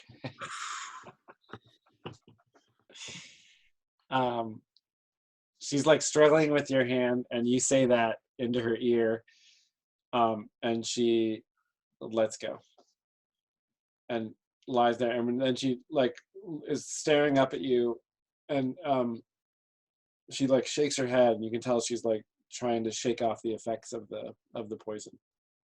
And I want to drag her outside and have her tell everybody to surrender. Okay, so you with a knife to her throat. The goat riders have arrived at the so they've drawn up right with their spears leveled. You emerge from the tent. As you do that, the guard that was going after Kwan, like turns and looks. I think Kwan attacks him, but I think. Yeah, Donna, will you roll for Kwan? A dex or a strength or? It's Kwan gets it's a +1 quality for just general things that sort of fall within her wheelhouse. So just roll 2d6 + 1. Okay, cool. Oh no. 5 + 1. Okay, so she got a 6.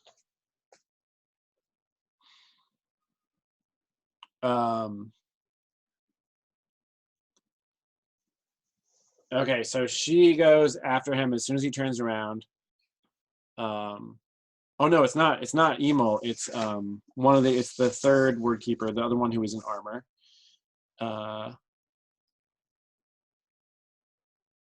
And she turns back, and they actually fall to the ground, and they're kind of like wrestling on the ground wildly. Everybody else's attention is split between the goat riders and the tents. Taimi, roll for the beast of burden to see if you successfully. You're negotiating with the beast of burden. You're using charisma.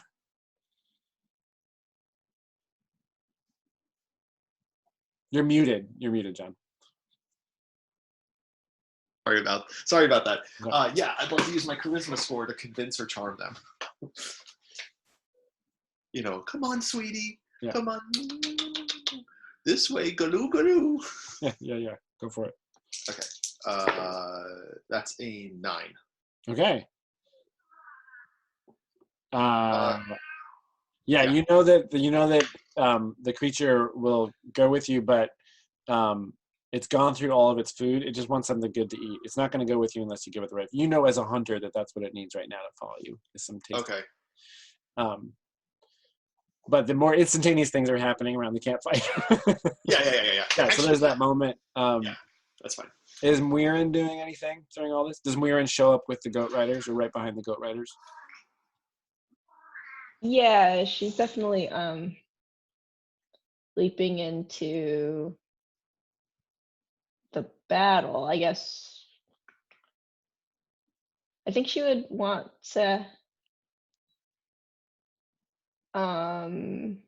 appear near the Quan grapple. Okay. And to do something specific, like, do you want to interfere with that, like help Quan out? Yeah. Okay. So you're kind of emerging from the shadows over there, and Paiviki comes out of the tent with the knife to Elisa's throat. And what did you tell her to do again, Paiviki? I said, tell everyone to surrender. She says, "Stop!" And all of her people turn and look at her. Muirin, you're right there, and the guard has actually managed to get over on top of Quan and holding Quan down, and the word giver says that, and the guard kind of lets go of Quan, and Quan rolls out of the way and over to you. So Quan is near you now, and they're all staring at at Paiviki and Elisa. Two of the goat riders have kind of shifted around to make more of a kind of encirclement, and everybody is staring at their boss. I'm just trying to see how they're all going to react here. Oh.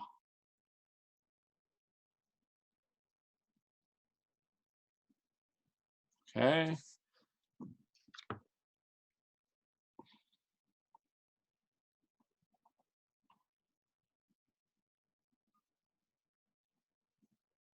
One of the workers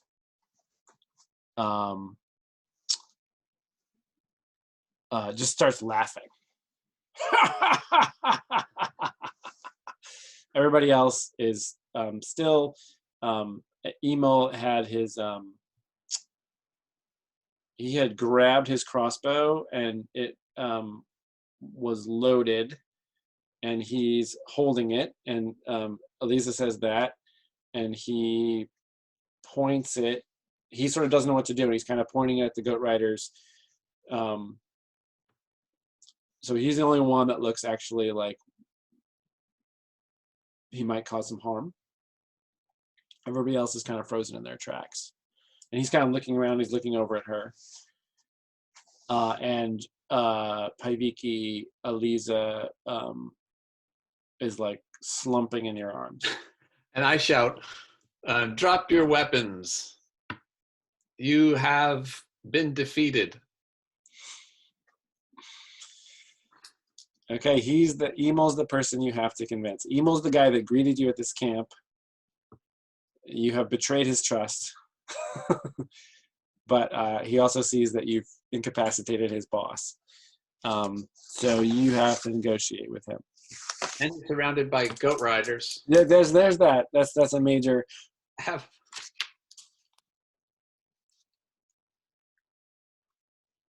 Yeah, he's the only person that's actually posing a threat. Everybody else looks like they're gonna give. What's his name? Emil. Emil. The fight is over. Strength or charisma? Charisma. Okay, go for it. I rolled a 9 + 2. Okay.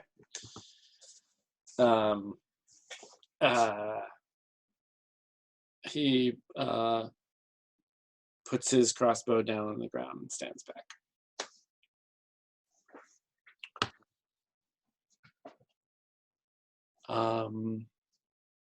Yeah, so you're all there. The workers are kind of looking around nervously. You've got them all kind of encircled. The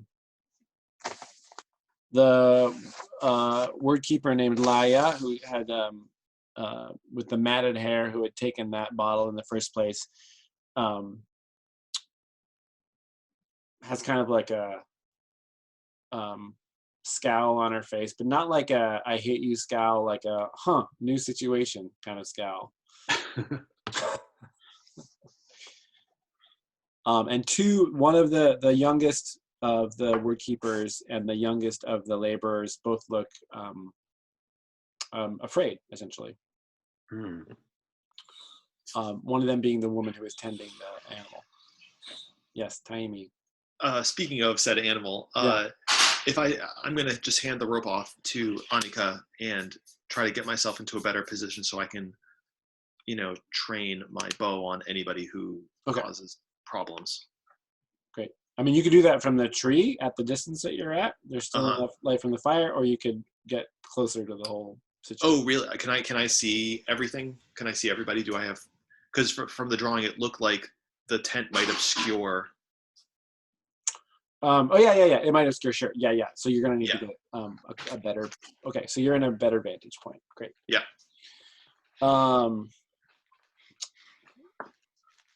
So the fog, the fog drifts in, not necessary for it to obscure everything. Locke's little safety precaution there. It sort of drifts in across the campsite, and at Maya and Locke show up there as well.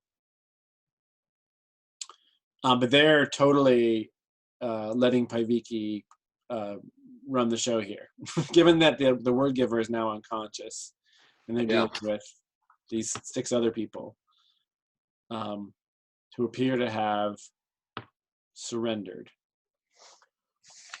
The laughing guy, whose name is Sammy, seems like the only unpredictable component here.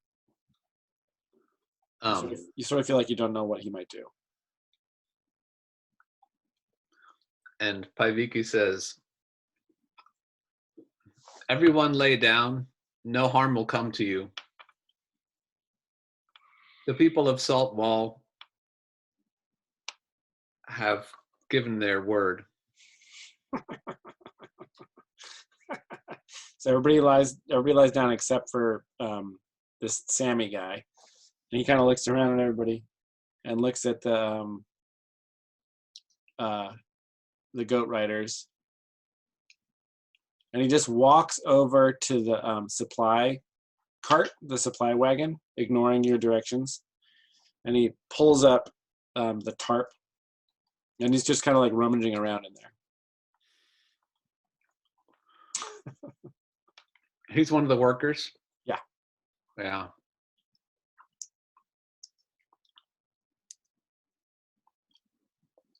One of the goat riders rides over and pointedly points their spear at him, and he looks up and just kind of like shakes his head and keeps on, and he pulls out a sack, and he starts kind of like putting stuff into the sack, and then the goat rider pushes forward and presses the point of its spear into his chest, and he pushes it aside and continues to load up this sack of stuff. And all eyes are on this exchange. Were you going to say something? Just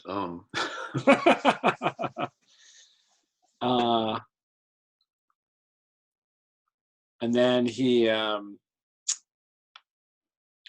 sort of throws the sack over his shoulder. And the goat rider looks towards Tejdeep, the captain of the goat riders. And the captain of the goat riders looks to you, Paiviki. This guy looks like he's just going to walk away. Yeah.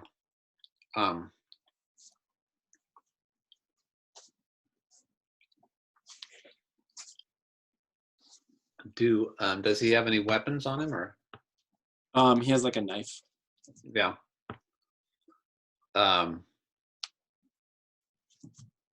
So everybody else is laying down. Is Moirin or anybody else nearby that could take command of Alisa? Yeah. Admaya and Locke are there as well. And Alisa is just like unconscious on the ground. Yeah. Okay. But yes, somebody could easily. Yeah, and Maya's ready to jump in there. I just want to hustle over to this guy Okay, you're and there. get up in his face Okay. and just be like, "You're not free to leave yet. We need you to stick around for a little while longer."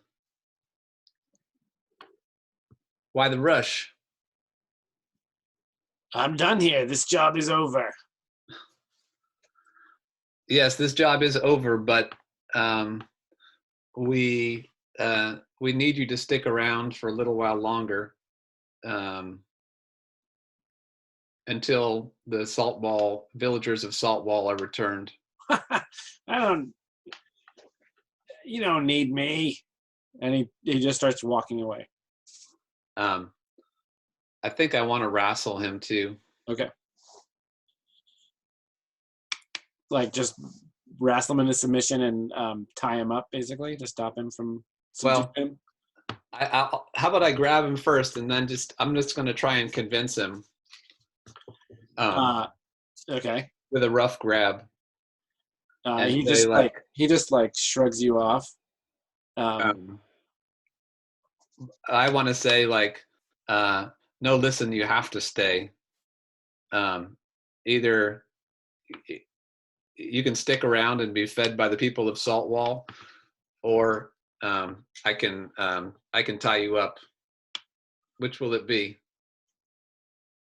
I'll feed myself.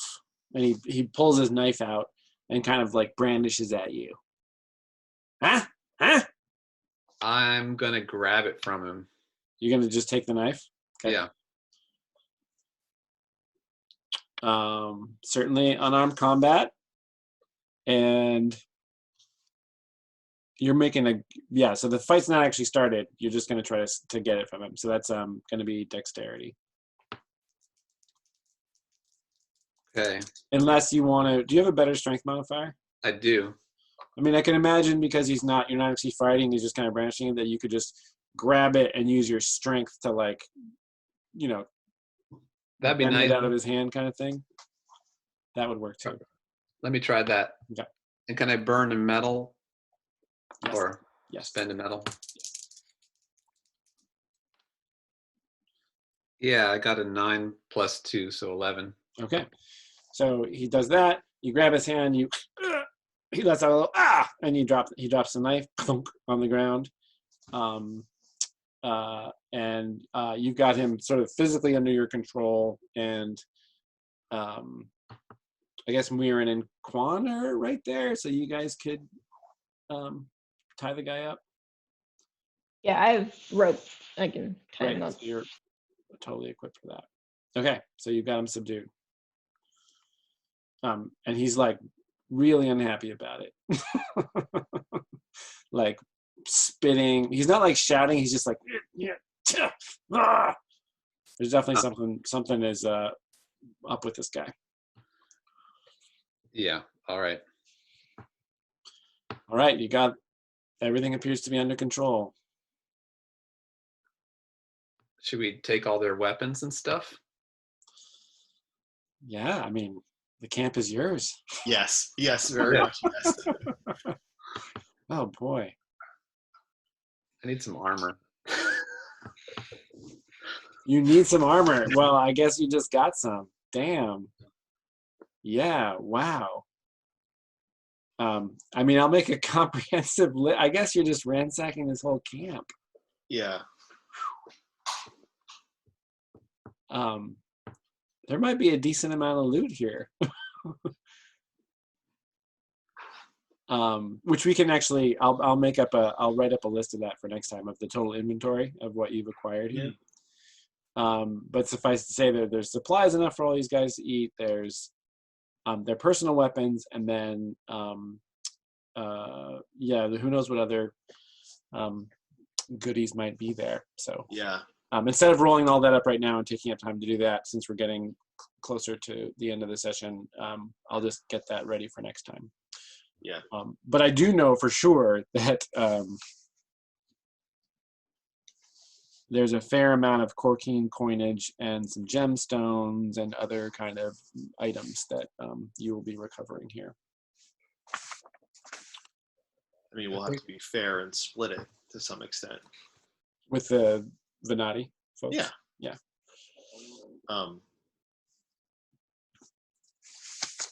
Wow, that went very smoothly. I was kind of worried. Yeah, I was really worried too. Well, I mean, I think bringing her out, basically using her as a hostage, which Yeah. wasn't part of the original plan, right? No, that was Paiviki thinking on her feet, like. but it was really banking on like a very certain dynamic between the leadership and the file and rank. Yeah. You know, I mean, that could have gone totally sideways if they were like, oh, well, as word keepers, we think the word givers are total shit. Right. Swirlers, you know, like. So the question is, do we hop on some goats and go after the... Yes. I think that's like I think if there's one thing we get out of them before, yeah, because I think like dealing with them as prisoners is going to take a bit more energy than we have left in us for the session. But if like we can figure out what the route is that they most likely took, yeah, then I think that would be advantageous. Yeah, there's only one route to the capital from here. Oh, okay. There's one road that goes. There's a couple of settlements along the way. Yeah. So you will know where to go. So these guys are the goat riders escort the prisoners off to those pre-established jails, essentially holding areas to deal with that. And then all you guys need to do is figure out would that be the next plan of action, to mount an expedition to go intercept this other group, or some other plan. I think that's a three of us conversation, because I guess my first logistical question is, if we're gonna, we're just throwing out some fake numbers right now, but like if the goats are 2 times faster, are we only reaping that benefit if we're trained goat riders? Like, are us as untrained goat riders even going to stand a chance of catching up? Because if not, then maybe this is something for the goat riders to do, and it's not our place, or because we just wouldn't physically be able to catch them. Yeah, I think, right, that's a really good point. The goat riders on their own would have a better chance of succeeding. You guys could probably adapt, but there'd be some really chapped butts. There'd be some serious aches and pains to get there, having never ridden a goat before. And you may not succeed. Yeah, that's definitely a possibility. I mean, I would say that Muirin's basic elvish, physical capacity is a good shot. Taimi has been around a lot of animals and has a high dexterity, good shot. Paiviki is bigger than you guys, so the biggest challenge would probably be for Paiviki, just from sheer size. I mean, I'm not opposed to it. I like the idea of catching up with them, but this is again probably something too smart that Taimi would actually think about, but whether we could actually logistically catch them as untrained riders. I think it's okay for John Chad to contribute to this strategic conversation. Okay. The general pool of information is, Yeah. Taimi could just be like, yeah, let's go get him, but maybe. Yeah, let's get him. Give me a goat.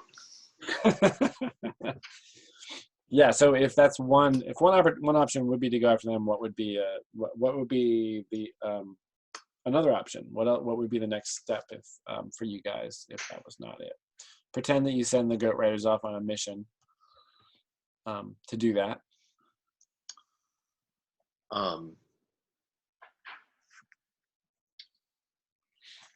I don't know, team. We have so many loose threads. Well, we are interested in still going to that mountain, right? The mountain range. The Misty Tooth. The Misty Tooth. That place. We're interested in that. We could formulate a plan to try to trick the king, the River King, try to get some of his baubles and whatnot. Yep. Or we can just take to the road and see what the next town is.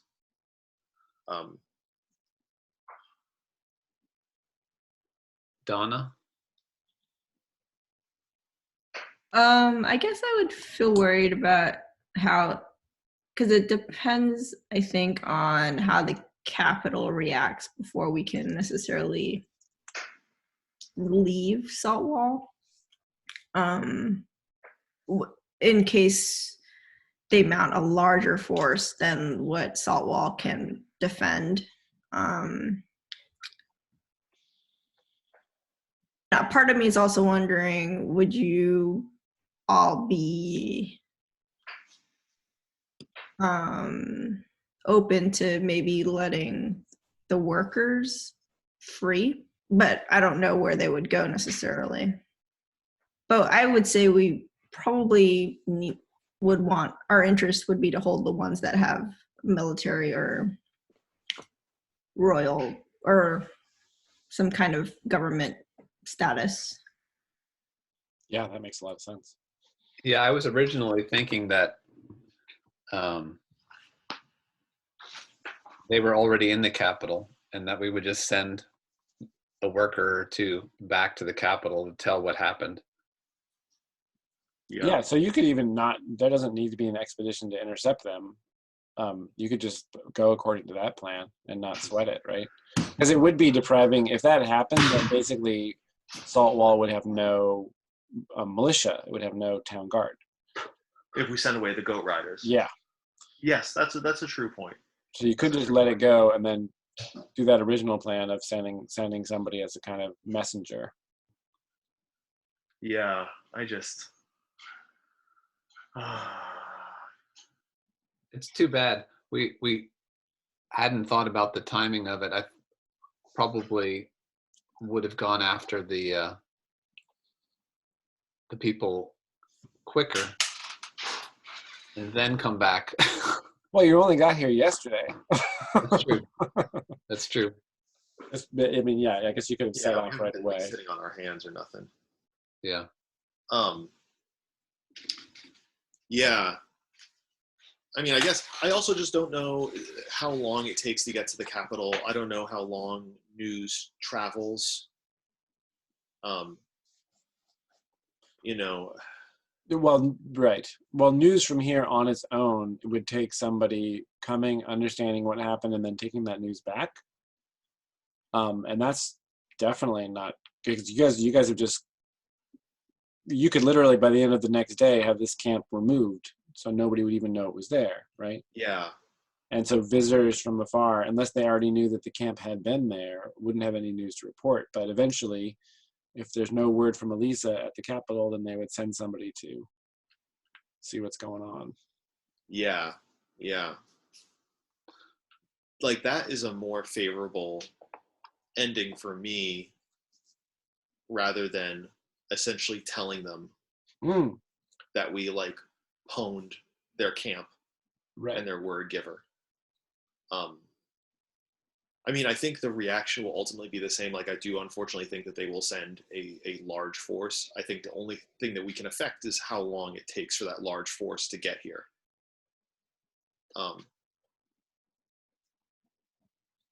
That's my thought. Right. So would having a council with at Maya discussing those issues be a part of what happens next, do you think? Or are you guys gonna yeah, I guess on the immediate we need to decide if we're going after them or not via goats. It sounds like that's a no. Well, Taimi says yes. Taimi says yes. Taimi says yes. John Chad says no. Taimi says yes. Right. Who makes the decisions in that household?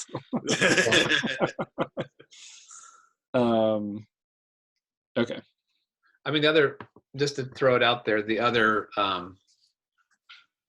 type pieces of activity I was assuming that we were going to either tell Akmaya or Locke about the shell that we have. Oh, yeah. and either explore those things to find out why they were marked off. Yep. Or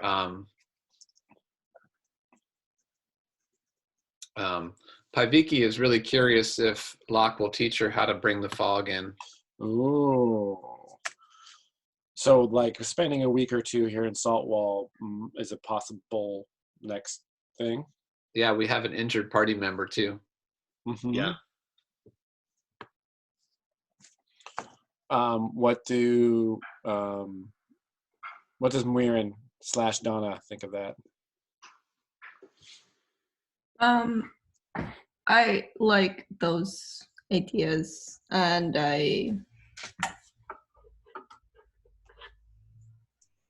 how many goat riders are there There's again? 5 total. Oh, So I would probably keep them at the village then, rather than out. Yeah. Do we know how many word keepers took the prisoners? They took a goat rider and a villager. But do you know how many word keepers there were? Oh, sorry, there were 3. Originally, the detachment here was 6 of them. So they took their tent, and and they're the armed escort. So it's going to be a fight if we go after them. Unless the great brigand Paiviki intimidates them into throwing down their weapons first. Yeah.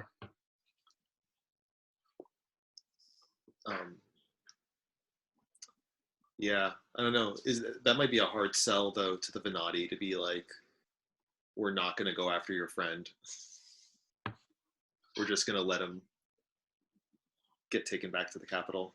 Well, I mean, they thought that was happening anyway. Yeah. Yeah, Okay. it wasn't part of the plan. Okay, good. It'd be nice. Yeah. Especially since the Korkeen can actually use those people against the Venati now as their own hostages. Yeah. Yeah.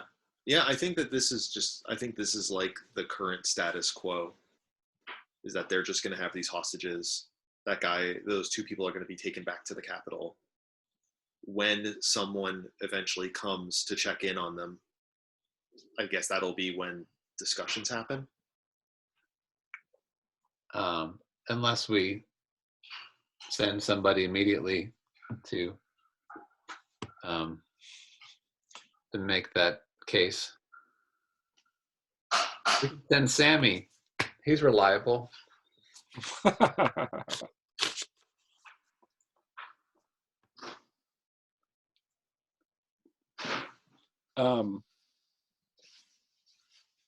So that sounds like that's still up in the air. That sounds like a difficult decision. I mean, I would go. I wouldn't be good at riding, but I would go. Would you go, or would Paiviki go? Paiviki would go. I would not go. Because Taimi would go. Yeah. Okay. Paiviki would go, but she's afraid that she'll be a hindrance to you guys. Because when she looks at those goats, she's like, I'm about as big as that goat.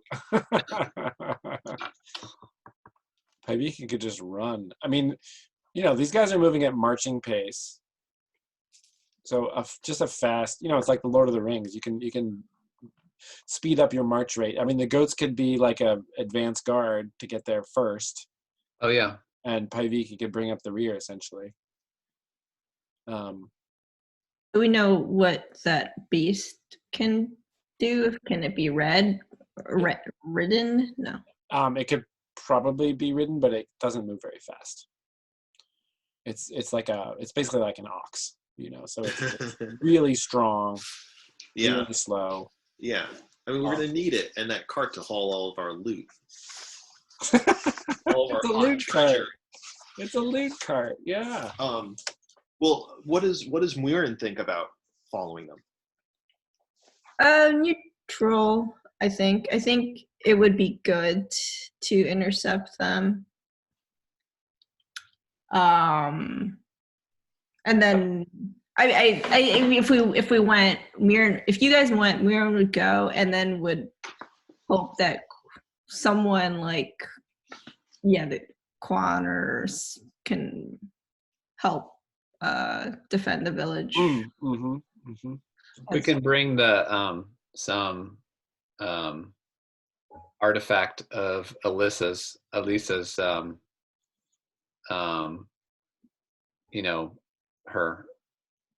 her hat or something that shows that we've captured her. And tell them that if we don't return with the villagers, that her life is forfeit. That might make it so we don't have to fight. Yeah. They're just gonna go to the capital and be like, send in the frickin', bunker buster. Well, it's just a matter of whether we get the villagers back or not. Yeah. I think the ideal scenario would be to either capture them, hope against hope, or to like 86 them. Because then it'll be months and months and months. Right. Yeah, no, that would buy a lot of time. Here. That would buy. We would be buying Saltwall just so much time.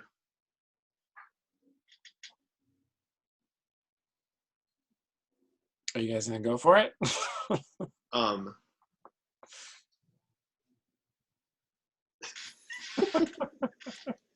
Yeah, Taimi says yeah. Yeah.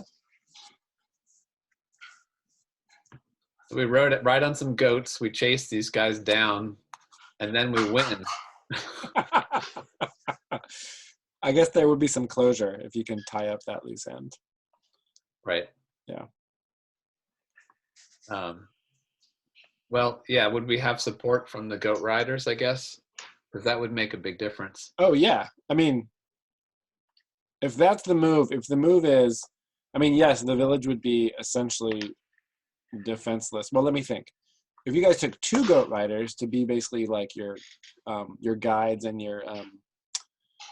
your coaches, yeah, and then there's 3 other trained riding goats that you could take, and then you leave 3 goat riders behind, then that seems like a reasonable split. Yeah. Yeah, we got we'll leave Annika behind, as well as Luan or Kuan. Yeah, Quan, Annika, and Topias is still there because he's hurt. So it would be the 3 of you on goats, 2 goat riders against 3 word keepers when you catch up to it. And who knows what else will happen along the road. Yeah. Road trip. And then, I think just riding the goats alone is worth doing. Considering we come from a culture where nobody rides anything. We're basically we're destined to enter mythology for that reason alone. Yeah, I'm sure there's some time we can make up on overland travel. Some shortcuts or yeah. Okay. Well, that'll be fun. The goats can carry our shit. And then I could run faster without carrying anything. Yeah, there you go. Okay, well, that sounds like we're going to go with that plan. Yeah. Okay, so I'll make an inventory of the haul from the campsite, and then you guys can decide what of that you want to bring with you. I can't wait to use a crossbow. Oh, yeah, God, I didn't even think about that. Tiny with a crossbow. Wow. Okay, so that'll be the plan. And then what my job is to basically figure out, I know the basics of that route, I know the settlements and stuff, but I'm just going to work that out in a little more detail. Figure that stuff out. Okay, great. That gives me something to work towards. Who fulfilled their alignment goal? I feel like we disrupted an established order. Oh my God, yes. We finally did it. That was it. That's the clincher. And Donna, I feel like Mira did something that was very. Oh, I think just your thing about like we should let the workers go. Yeah. Do you think that's lawful or Well, I guess if you guys actually let the workers go, that would right? Because we didn't count. Right. tested it. Okay. So I guess that doesn't count. Was there some other instance of lawfulness that I didn't?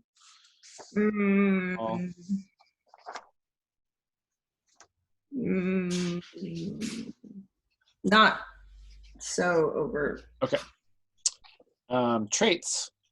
Paiviki. I was bold, and I'm taking her version of selfishness to be that she wants to have credit for everything and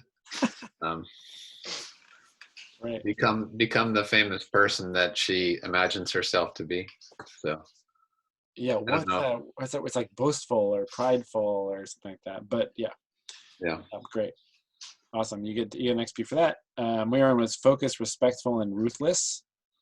Definitely.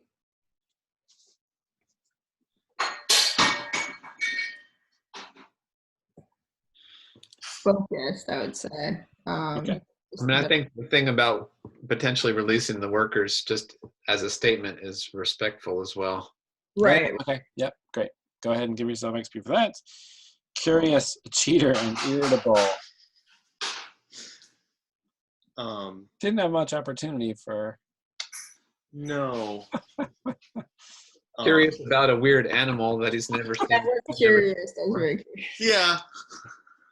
Okay. Yeah. I mean, also the other argument I would make is that when Paiviki was like, "Hey, if shit goes down, like I need you to be close, to, like take care of me," and when shit went down, the first thing I did was like essentially get some booty.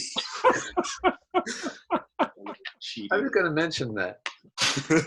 Yeah, it's like the sniper on the team was wrangling cattle instead of getting ready to shoot dudes. Yeah. Okay. Yeah, give yourself an XP for that. If you're a fighter, mark XP. If you solved the problem with physical prowess, Paiviki wrestled the word giver to the ground. You get a point for that. Taimi. Nope. That's fine. If you're a thief, mark XP if you solved a problem with stealth or trickery. You poisoned some folks. Did you make an exciting discovery? The beast. I don't know if that's exciting It was enough. exciting to Taimi. You guys have seen that before, though, because there was one in. Yeah, that's right. Did you overcome a difficult obstacle? Absolutely. Everybody gets XP for that. And did you acquire some memorability? Absolutely. You don't even know what it is yet, but I guarantee you the sheer scale of it will be memorable. Nice. I am level 3. Woohoo! Me too. Yeah, me too. Everybody? Yeah. Awesome. Do we get anything at level 3? At level 3, level up. Increase your level by 1. Regain 1 point of burned luck. Yay. Very important. At level 3, you get to mark 2 different abilities of your choice, excluding luck. And you get to increase your HP by 1 roll of your hit die plus your constitution modifier. Whoa. Max HP. Yeah.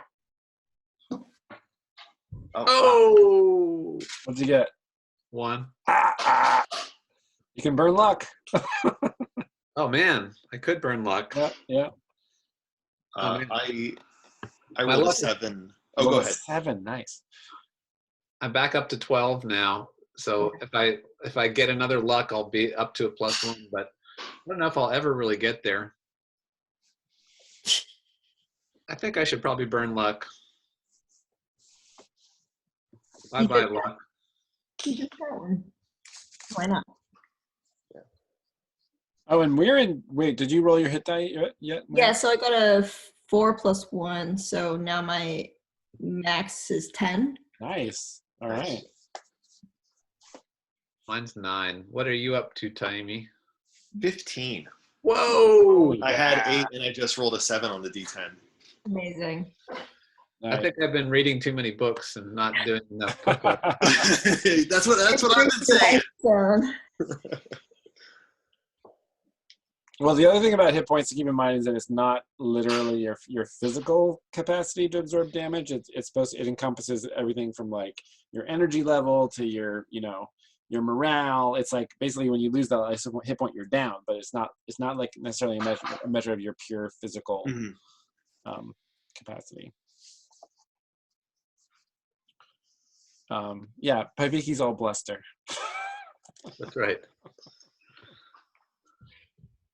So there's no moves to take. No, on even numbered levels, you get a new move. Okay. Cool. Do we get a new hit dice or additional hit dice every level?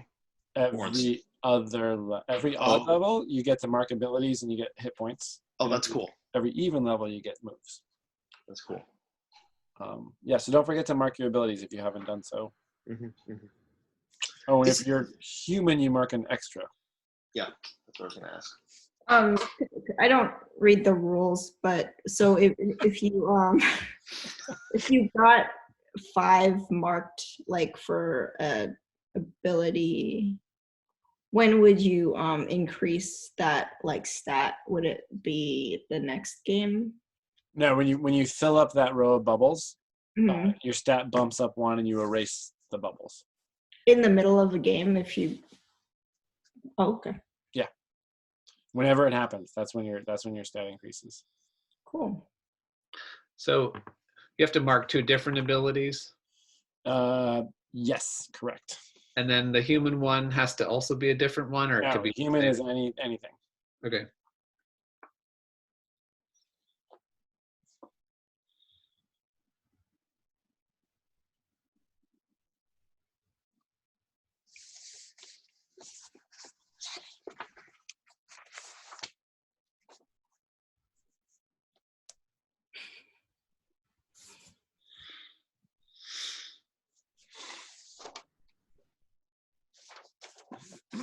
Okay. I think it's bedtime. That was fun. Yeah, that was great. It worked out. Good job, everyone. Very quick thinking, Hibiki. Crazy plan. Yeah. Oh my gosh, I was losing my mind when you were basically like warning them about yourself. That did not see that coming. I thought that would be funny. That was awesome. At first, I was like, "Oh my gosh, you're gonna alert them." You're basically telling them like, "You better be on watch because there's a badass like bandit out there, and they might like up their guard or something." But no. You're like, there's a badass bandit out there. She's right here. But she's not out there. She's in here with you right now. Awesome. Pwned. Way to start your reputation there. Just fake it till you make it. Just like That's right. start stories about yourself. Yeah, that's why I want to send the workers back. Right. So they can start spreading her reputation. Yeah. She's got ulterior motives. That we don't know about? No, for spreading her reputation. No. How's she going to become famous? Right. How's she going to become famous if somebody doesn't go to the Capitol and Yeah. start talking about her? Well, you'll still have that opportunity because you could, when you attack these guys, when you attack the prison train, they don't have to necessarily know you. I mean, I guess if they see the goat riders, they would know. But if you attack the prison train as the brigand Paiviki, one of those guys could definitely make it to the Capitol to spread the word. Right? Oh, I didn't even think about that. Oh, I shouldn't have given you that idea. Oh, well. Tiny's just looking at a pile of stones on the ground and just like, doy. Yeah, you like hide the guts.